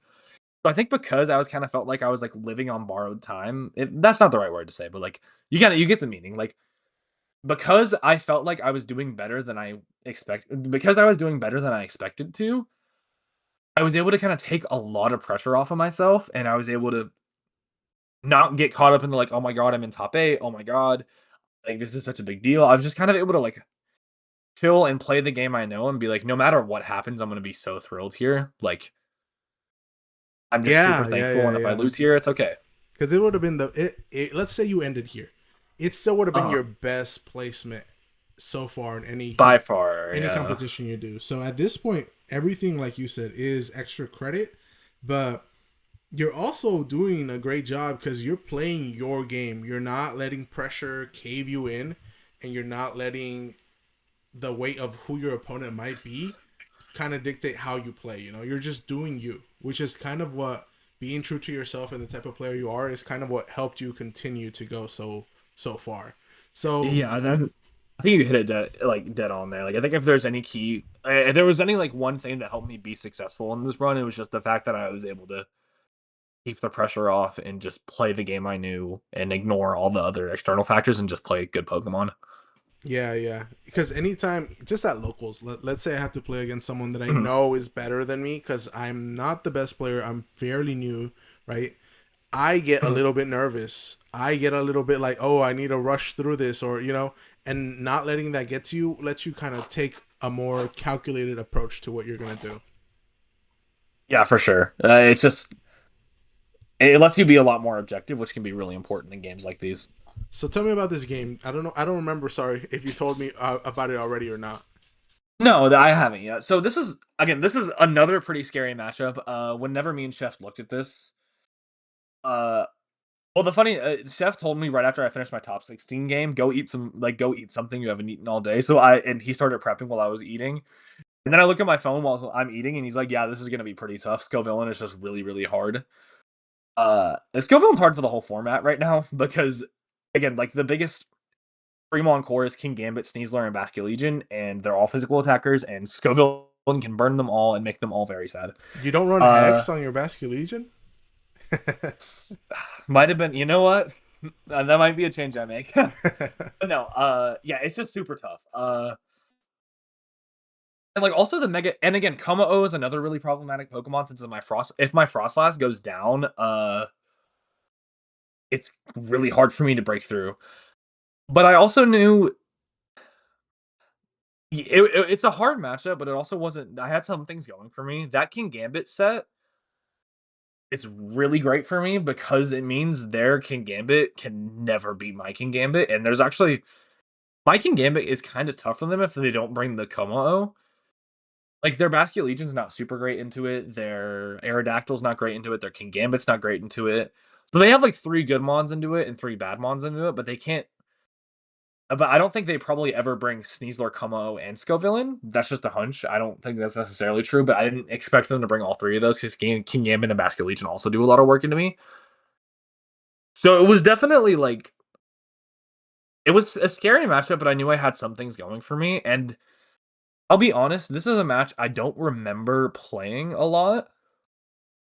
like this was probably might have been like the most locked in I was the whole tournament. Something else I forgot to mention is this set was actually streamed on Poke Alex's channel, which was really cool. Being on stream for the first time all tournament, I actually sent the stream to my parents and they were able to watch, which was a cool experience. But yeah, this matchup, But wasn't it all in Spanish? Do they speak Spanish? I don't speak Spanish. My dad actually speaks a little. My dad actually just speaks pretty good Spanish. I lied. My mom doesn't at all, but I don't think she was able to watch this one for some reason. But yeah, my dad was not confused on the Spanish part. Was very confused on the Pokemon part. Like, what is uh, this? it was like I was trying to figure out who you were, and I had no idea. And I was just like, look for the really tall, like white, lanky thing. That's me. The Mega That was my best way Frost. to describe Frost. That was my best way to describe Mega Frostlass to someone who doesn't know what a Mega Frostlass is. True, they don't know anything about it, so they're just I like, didn't know which one any, is Charizard? and I honestly wasn't expecting them to watch the stream when I sent it to them, but I was really touched that they, even though they knew nothing about the game, watched it to support me and did their best to understand it. Dude, that's so cool. And it was really nice. Getting back into the set, I'm not gonna lie, I can't really tell you much about how this game went. I just remember the end because I was really locked in. I was really focused. I was just playing what I knew. I was responding to the pressure. I remember game one felt a little iffy. I lost my last turn one of game one, which didn't feel great. But I just kept pressure. I was able to get a Dire Claw on the Scovillain. The biggest thing here was that I needed to choose. I knew with my three physical attackers, especially after losing my only special attacker turn one, I knew I was gonna have to let a couple of my Pokemon get burnt. But I knew the biggest thing for me was gonna be choosing which Pokemon to not let get to keep from getting burnt. And it actually started off as I didn't want my Basculegion to get burnt. But as the game went on, my King Gambit kind of became my primary win con. Especially as it was revealed Como wasn't in the back. He led Scovillain and King Gambit had Basculegion and Aerodactyl. This game, I was just able to. I got a Dire Claw off on the Scovillain, which was really important. I got damage on it. I was able to eliminate it. And then I was able to play myself into an endgame where it was Basculegion and King Gambit versus my. I think it was actually my Bas King Gambit versus their Bas King Gambit. But both of my sets were advantage tier since I had low kick on my King Gambit and I had Sash Basculegion. And I was able to play into the end game where my King Gambit and Basculegion were just able to clean up against theirs. And I felt really good being up a game in top 8. And then game 2, they switched up to their Aerodactyl mode, which I was completely fine with because it is much easier than Scovillain to break. And it was definitely a bit close. They ended up getting my Frostlass early-ish, and they did have Como in the back this time. However, I knew without like Scovillain to burn my Basculegion, and with the position I was in, I was actually able to use my Basculegion to break through the Como, especially because if it wants to go for Clangor of Soul, it has to like give up a third of its HP. And like even at +1 defense, a boosted last respects does a good amount of damage. So that game, I was able to kind of keep my head on my shoulders. And I played to an endgame where my Basculegion can clean up, and that's exactly what happened, and that's how I punched my ticket into top 4. Man, top 4 now. You Yeah. beat 2 top 8 at EUIC, right? hmm And now you're going up against Samuel T. Do you know who this player is? This one, I do not know who Samuel is, unfortunately. All right. I followed him on Twitter after the tournament. I do know that. So But they I have a found his Twitter very profile. scary team, right? They have Yeah. Floette. I know it's the right Floette, but the here on the thing it has like normal Floette as a picture. Oh, really? Yeah, it has Are you on normal Floette. Limitless? Yeah, on Limitless, it has the normal Floette, and Oh, yeah. it has It's because Floette some of the TT as the item. I remember it was because uh up until like a couple days before the tournament, Floette was like bugged on Limitless, so you can submit the right Floette flower. So some players just submitted regular Floette instead. But then Makes like I think sense. like the day before the tournament, they had to Floette got fixed. Yeah, yeah. So this one is Floette Eternal, Aerodactyl, Garchomp, Rotom AG Slash, and Incineroar. This is your top 4. You Yeah. win this, and you're making it to finals. What do you do and how do you go about it? So This one again, was also Float, this streamed, is right? this was on the this is my first game on the mainstream, which I was pretty excited about. This is definitely like a weird matchup. There's no fighting move on the Aegislash, which is really nice for my King Gambit. Charcoal and the Incineroar is interesting because it can do just a lot more damage to like my Frostlass and my King Gambit. Uh, the Swords Dance on the Rotom on the Garchomp seems scary, but with how much pressure I have on that thing, it actually isn't the biggest deal in the world. Rotom Washing is just generally a pretty problematic Pokemon, and especially with Will-O-Wisp, it was pretty. There was a lot of moments where it was pretty tough to break. So like overall, I knew this was kind of a tough matchup, but I knew I had the tools to get through it, and I had played a lot of things like it before. So I was kind of able. I was definitely in my comfort zone with this matchup, if that makes sense. Uh, in game one, I went with my standard mode. The Floette missed the Light of Ruin on my Frostlass, which was very fortunate for me. They didn't bring Garchomp this game, which is crucial because Garchomp can be a bit problematic for my team if my Frostlass goes down. But they didn't bring Garchomp, and I was honestly able to almost win this game with just Frostlass and Sneasler. Like, I had to bring in my Basculegion in the end game to do a little bit of cleanup, but it was just a pretty solid game. I was able to get through their front mons pretty easily, and then Rotom and Ensign were in the back, and I had just a lot of tools to get through those. Game 2 was a little rough. They brought Aegislash this time, which is probably the most problematic Pokemon on their team for me, maybe minus like the Floette. This game, they got a pretty nice critical hit on my Aegislash turn one, on my Frostlass turn one, which definitely did matter since my Frostlass will always live a Poltergeist behind Aurora Veil, which made the Garchomp in the back kind of problematic. And then this game, I also learned my King Gambit because I think one turn I went for Kowtow Cleave on the Aegislash, thinking that I would outspeed it and I would be able to get rid of it before it could attack. I don't remember what Pokemon was next to it, to be honest, but I think it was my Sneasler, probably. Uh, but then their King Gambit, their Aegislash was actually faster than my King Gambit, and I wasn't able to pressure the Sneasler to go down. So this game was definitely a little unfortunate. I had some things not go my way, which was fine. I had things not go very much my way in game one. Uh, I felt really good after getting a win in game one. I was like, oh my god, I might actually be able to make it into finals. And then after this game, I was definitely a little more nervous because it can be a very finicky matchup and things. And I didn't even feel like I played terribly. I just kind of lost a lot of momentum early on, and I just kind of like I didn't even feel like I played terribly. I just ended up losing, and that's sometimes the worst feeling to have in the middle of a set is like I feel like I played well. Like I can't think of any like obvious like big mistakes I made.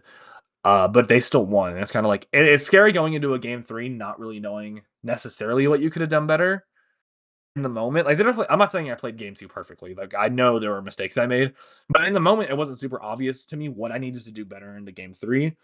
But I just kept my head on my shoulders, kept cool, and went in and played the game I knew. Game two, game three. They led the same lead as they did in game three. They led Aegislash Floette, and this time I actually decided. So Aegislash Floette is kind of a tricky lead for me. They have a lot of options they can do, and it's kind of hard for me to cover for all of them. So I decided I was actually just gonna play safe, and I was gonna go for a double protect. This was able to mainly so I could try to catch the Aegislash in its attack form the next turn, so I was able to put pressure on it. And the turn went exactly how I wanted. They went for a double attack, and their Aegislash was in blade form for turn two, which gave me a lot of momentum. And then this turn, I went for a Dire Claw onto Floette with my Sneasler. And this is actually, I think, the point in the game I learned my Sneasler was faster than their Floette. No, I think I knew at that point. But my Sneasler is faster than their Floette, which definitely isn't guaranteed with how slow I am. I got a Dire Claw on the Floette, and it ended up getting a sleep on the Floette, which was pretty huge. I know stream went kind of crazy whenever that happened. I can imagine that's a pop off moment if I've seen one. Yeah, I mean, I was pretty happy to see that. I felt really bad to be honest because I guess especially getting that kind of RNG in top four has got to feel terrible. Mm-hmm. I don't think the sleep, like I don't think I was cooked without the sleep to be honest. Like I think I still would have been able to close out the game if I didn't get the sleep. But it obviously just made things much easier for me. But yeah, that turn I got Auroraville and to sleep on the Floette, and their Aegislash did ended up calling. They did make the correct call with their Aegislash and ended up attacking and called me to not attack the Aegislash. Uh, that was still a pretty huge turn for me. It was a pretty huge swing in my direction. Then from there, I was able to get my King Gambit. I preserved my Frostlass so that I could beat the Garchomp more reliably and use the low HP flow. Another thing that I think was pretty important that I did is that after the Dire Claw sleep, I went for close combat into the Floette to finish it off instead of Dire Claw, so I can make sure I have my White Herb procced for the Garchomp coming in. And then the Garchomp came in, and I was able to play the game. I was able to intentionally and unintentionally manipulate the game to where I got them to go for protect and attack on their Garchomp. Attack with their Garchomp while I doubled into the Garchomp with my Sneasler and King Gambit. And then from there, Aegislash and Rotom Wash weren't able to beat my King Gambit and Basculegion, and I was able to punch my ticket into the finals, which that felt Probably, really yeah. crazy. You were probably on top Yeah, of the moon at that point. I was really just like, it's hard describing it sitting here right now, honestly. Like, it was such a surreal experience. And at this point, like the word, especially because this is the first game on the English stream, like Bam and Chef had been posting, had been like going into a bunch of servers we were all in and posting that I was playing. Our local server also had caught on to my run by this point and were rooting me on. My parents were also able to watch the English stream and more understand what was going on and saw me get into finals. It was just a really surreal experience. Like that moment after getting into top four is probably after getting into the finals is probably one of my favorite memories I've had in Pokemon so far, just because it was so. I was surrounded by I had so much love from all directions, and it was such a surreal experience getting to that point, and I was just so grateful for everything. Dude, I'm so happy you got to experience that because that is amazing. Sometimes I think that the community is what makes Pokemon so great, and Yeah. being able to embrace that instead of feeling like it's against you, the community is against you, can be huge. Um, Yes, absolutely. so I know at that point, Chef was messaging in my Discord, and we ended up all getting together to watch the finals. It was a Yeah. group of us. I can't remember exactly how many it was, but Chef was the one streaming the finals. We were all watching, kind of talking about it and what's gonna go on, and yeah, we were just super stoked for you, dude. Super stoked. Like yeah. It. We were like from Sorry, I was top just 64 Houston to this. I'm like, man, that's huge. Yeah, there was also that one moment. I don't know if that's what you were referencing. There was a moment right after top four ended where Scraw came on to talk to the audience, and he said like he talked about how this was my best result coming from my second best result being top 64 in Houston. And my parents were actually with me. I was with my parents when that moment came on stream when we all watched that together, and that was another like pretty special moment Oh, dude, that's so to get to cool. experience with it. Yeah, I Yeah. don't know. It was just such a like I knew no matter how finals went, I was just gonna be so happy with this run no matter what. It was really great. So, since you brought it up, finals, Yeah. dude. Look, I'm gonna give a couple of like I don't know. I don't want to say disclaimers, but we've realized that your losses are to Mega Floette, which is pay to win, right? Yeah. And to Charizard X or Charizard Y, which is your hardest matchups, right? We know those Yeah. matchups are hard for you, but Mhm. up until this point, they've never been on the same team, Never together, which was and very scary. now you have to go because you might have a game plan for Charizard Y, and you're like, okay, I know what to do. Now Mhm. you might have a game plan for Floette. You know what to do. Together, you're like, man, this was such a hard matchup for you. I was looking at it and I was like, man, no, he's got this. But in the back of my head, I was like, but how does he's got this? I just was fully believing, but I was also like, how is he going to do it? So if you can talk about like what you thought the game plan was. Yeah, so honestly the biggest I was Chef and I were in our own Discord call watching the other top four match, and the biggest thing I was thinking was, oh god, I hope Santi wins. 'Cause he was using the same team I played in round 10 earlier, and I knew like, obviously it's not going to be easy, but it was definitely going to be the matchup was much more in my favor. But then Rogov won, and I was like, okay, well, I can still do this. It's okay. This team is definitely really scary though. Pretty early on, I identified me and Chef both were like, okay, I think he's probably not going to go with Floette mode. I think the Charizard is just so strong here, and I have so many I have so many better tools into the Floette than I do the Charizard. So although it definitely if we got into a game 3, I definitely think he could have brought in the Floette. Like I don't think Floette was out of the question at all. But it was definitely scary. Another big scary thing here is the King Gambit. If I lose too many resources, that King Gambit just becomes impossible for me to get through. So me and Chef determined that Sneasler Frostlass lead gave me some decent options. I didn't want to lead Dragonite because I didn't want to. I didn't. Again, we didn't think he was going to bring Floette, but if I was wrong on game one and he did bring Floette, I was like, okay, I'm not. I would be really, really sad if it was Sneasler Dragonite into Floette. So we went for Sneasler Frostlass because we felt like it covered options decently. And even if he leads Aerodactyl Charizard, which is what he ended up doing, we have a play we can make. And the play we determined we were going to make was just to go for fake out into the Charizard and Aurora Veil off the bat, which was a really, really risky call. A lot of people seem to be kind of confused by that play from the chatter I've been seeing around the finals. It definitely wasn't a mistake from me. I mean, debatably it was. I don't know. But it definitely it was an intentional. I didn't think that I knew his Charizard was going to be slower than me and get the Mega Evolution off second and be able to overwrite my weather. I knew his HP. Chef and I had gotten his HP numbers from the stream before we played, and I knew it was definitely a slow and bulky Charizard. But we figured it's game 1 of the finals. It's not. He doesn't have he doesn't have a lot of reason not to just go for a double protect. And because of how hard a matchup we thought it was a good idea to just go for the fake out on Aurora Veil to try to get as much out of that turn as we could have. And that's what we did, and it ended up working pretty well. That turn 1 went pretty well for us. It put me in kind of an awkward spot the next turn, but it went very well. I got the Aurora Veil up, he double protected, and went exactly as we thought. And then the next turn, I had a pretty safe switch to Dragonite and close combat the Aerodactyl, since... Okay, I want to Yeah. talk about this turn Yes. because I recently made a short where I Yeah. watched it over again. Right, you Uh-huh. made the perfect play. Like you did exactly what you should have, and even Lorcy, who was commentating on it, said, "Oh, this was a perfect switch. You bring in Comet the Dragonite, which takes a Heat Wave, and then Yeah. your Sneasler eats Heat Wave very comfortably because it's so bulky." The pivotal part of this game was the burn. And I know Yes. there's some people online that are like, no, it was a wash match either way. Like the matchup was so bad. Without that burn, because you ended up not even doing half to Aerodactyl, right? Without Yeah, that I didn't. burn, you do down to Sash, which is Sash, right? Yeah, you do down Uh-huh. to Sash, and then you have extreme speed next turn if you need to go on that, and then you are already unburdened into Charizard, and Charizard dies to 2 Dire Claws, I believe.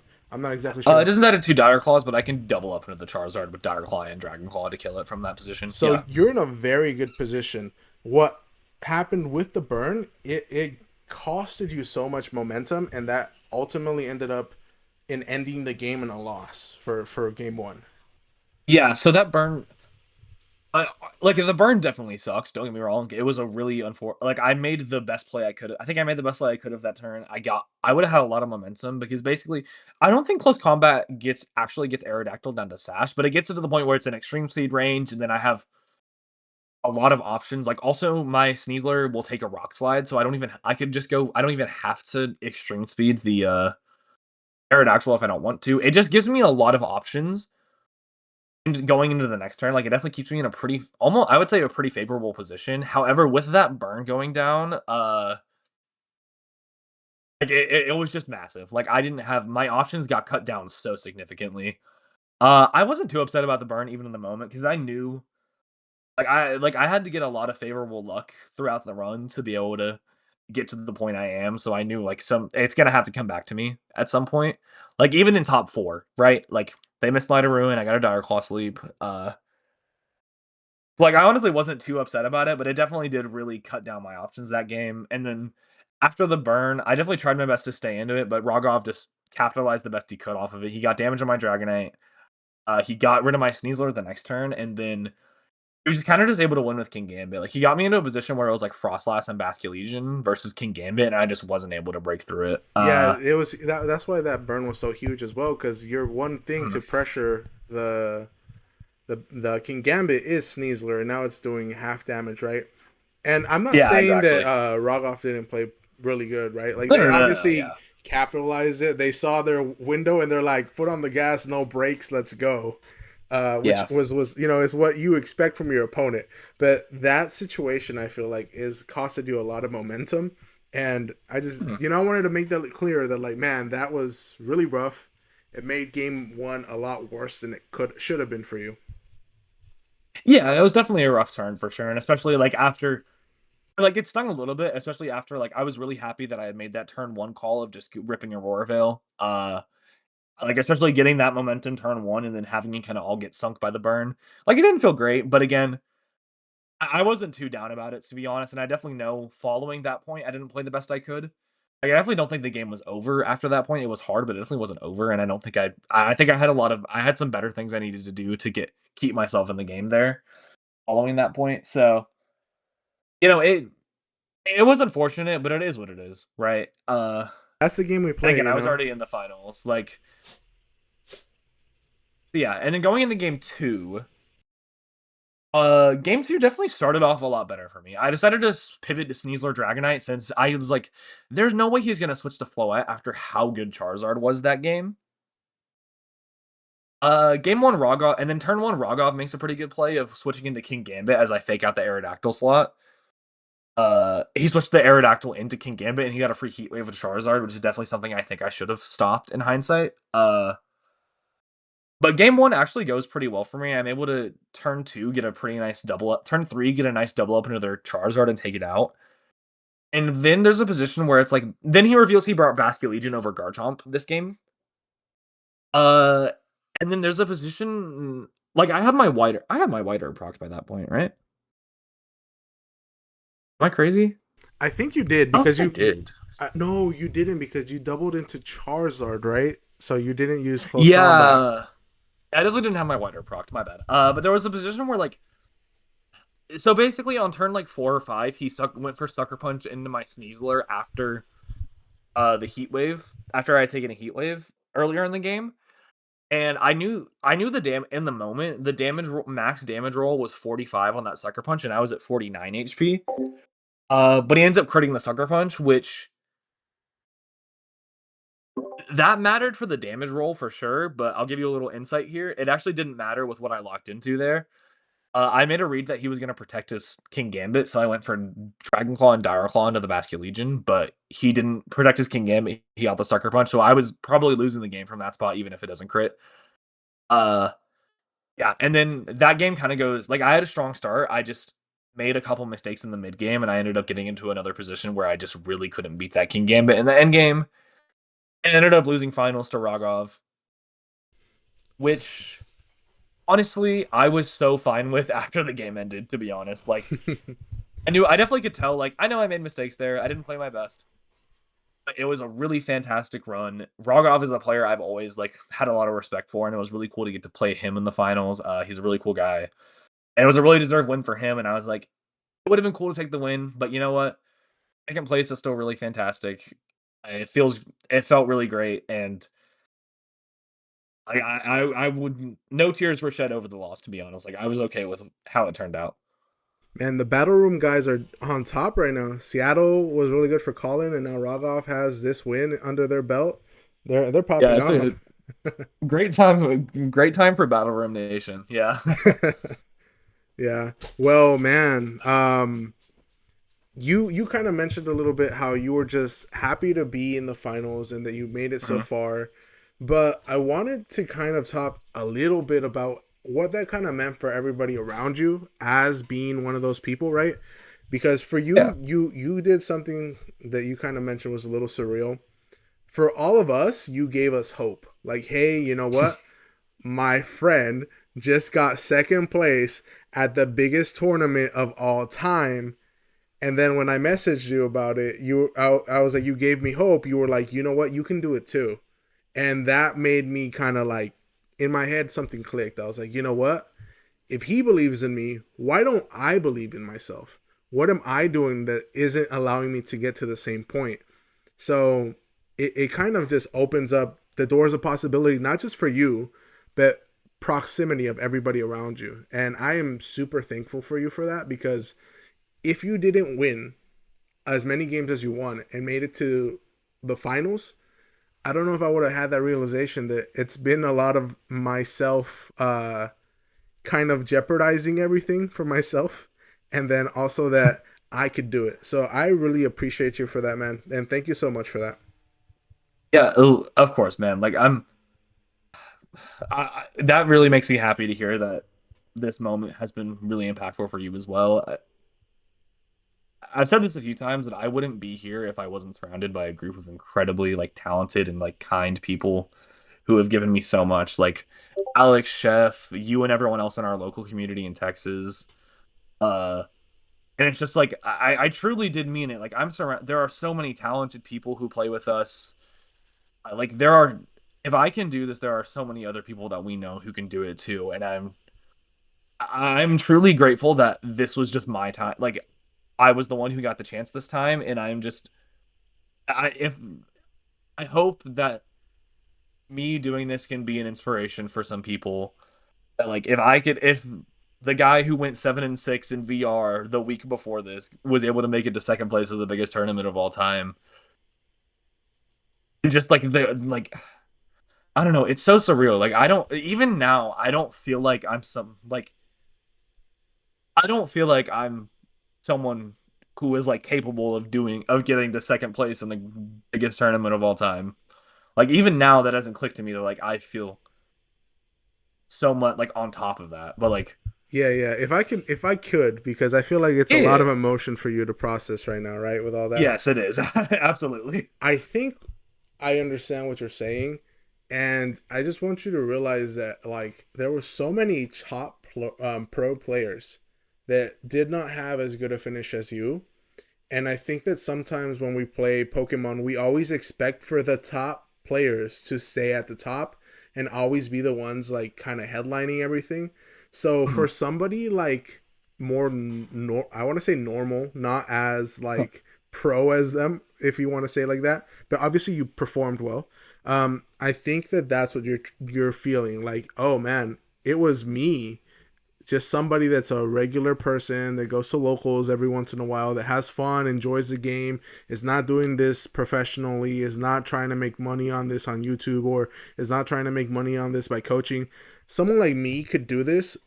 It opens up the possibility for everybody else to kind of do this. And I don't think that had been explored a lot in like this last week with anybody, because I feel like, you know, you got second place, you didn't win, so maybe you got less attention because of it. But like, I don't understand. I think people don't understand that that was you. That's where you are. That's where you come from.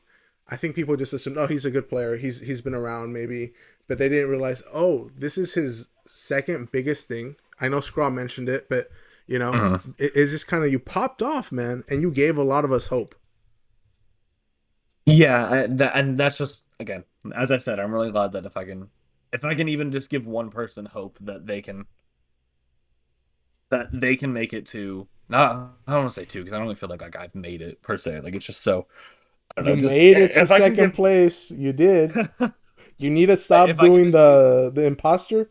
What is it, imposter the syndrome, imposter where you feel syndrome. Oh, like you dude, it's didn't do something? so You did it, man.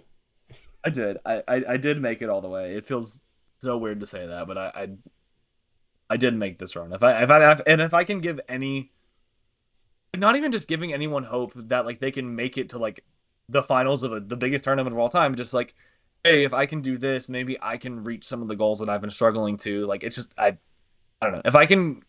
If my success can give people hope, that is just the best thing I feel like I can do with this, and I'm really happy that even if it's just like even if you're the only one who feels this way and no one else is like super like this, like I'm just so grateful.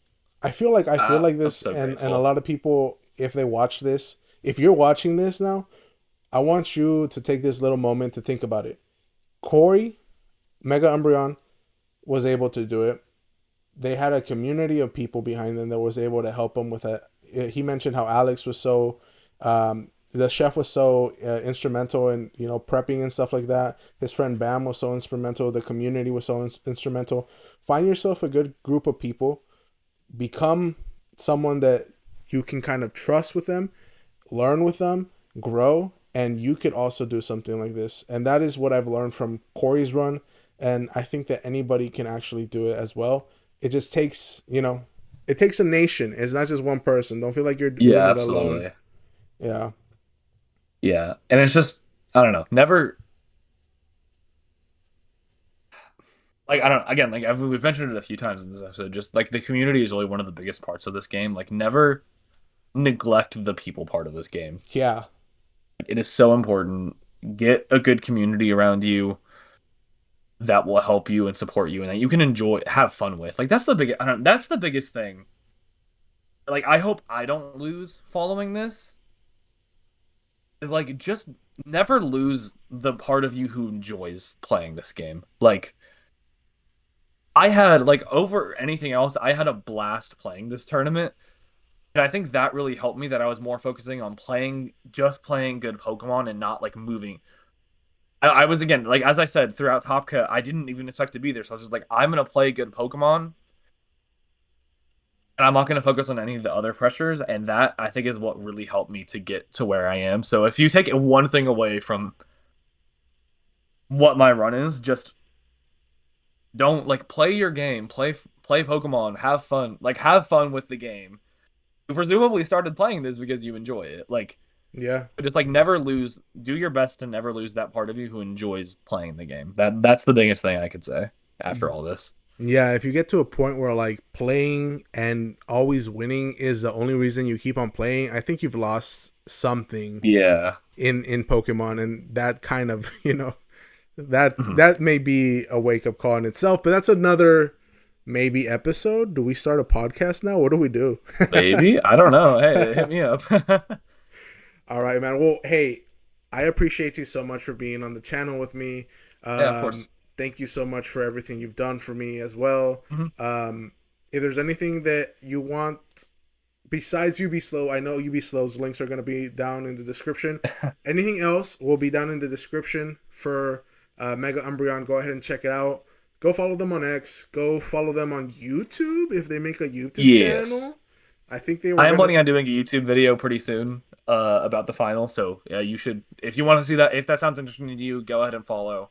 Yeah, the Battle Room did their video on the finals game. Now he's gonna do his own. So Now it's go my turn. go Yeah. go ahead, follow the boy, and man, thank you guys so much. Like, comment, subscribe. Yeah, of Do course. all that algorithm stuff. But really, if anything, we just hope that you were able to enjoy this and maybe feel like you can do it too. We'll catch you guys on the next video. We're out. Bye. Peace.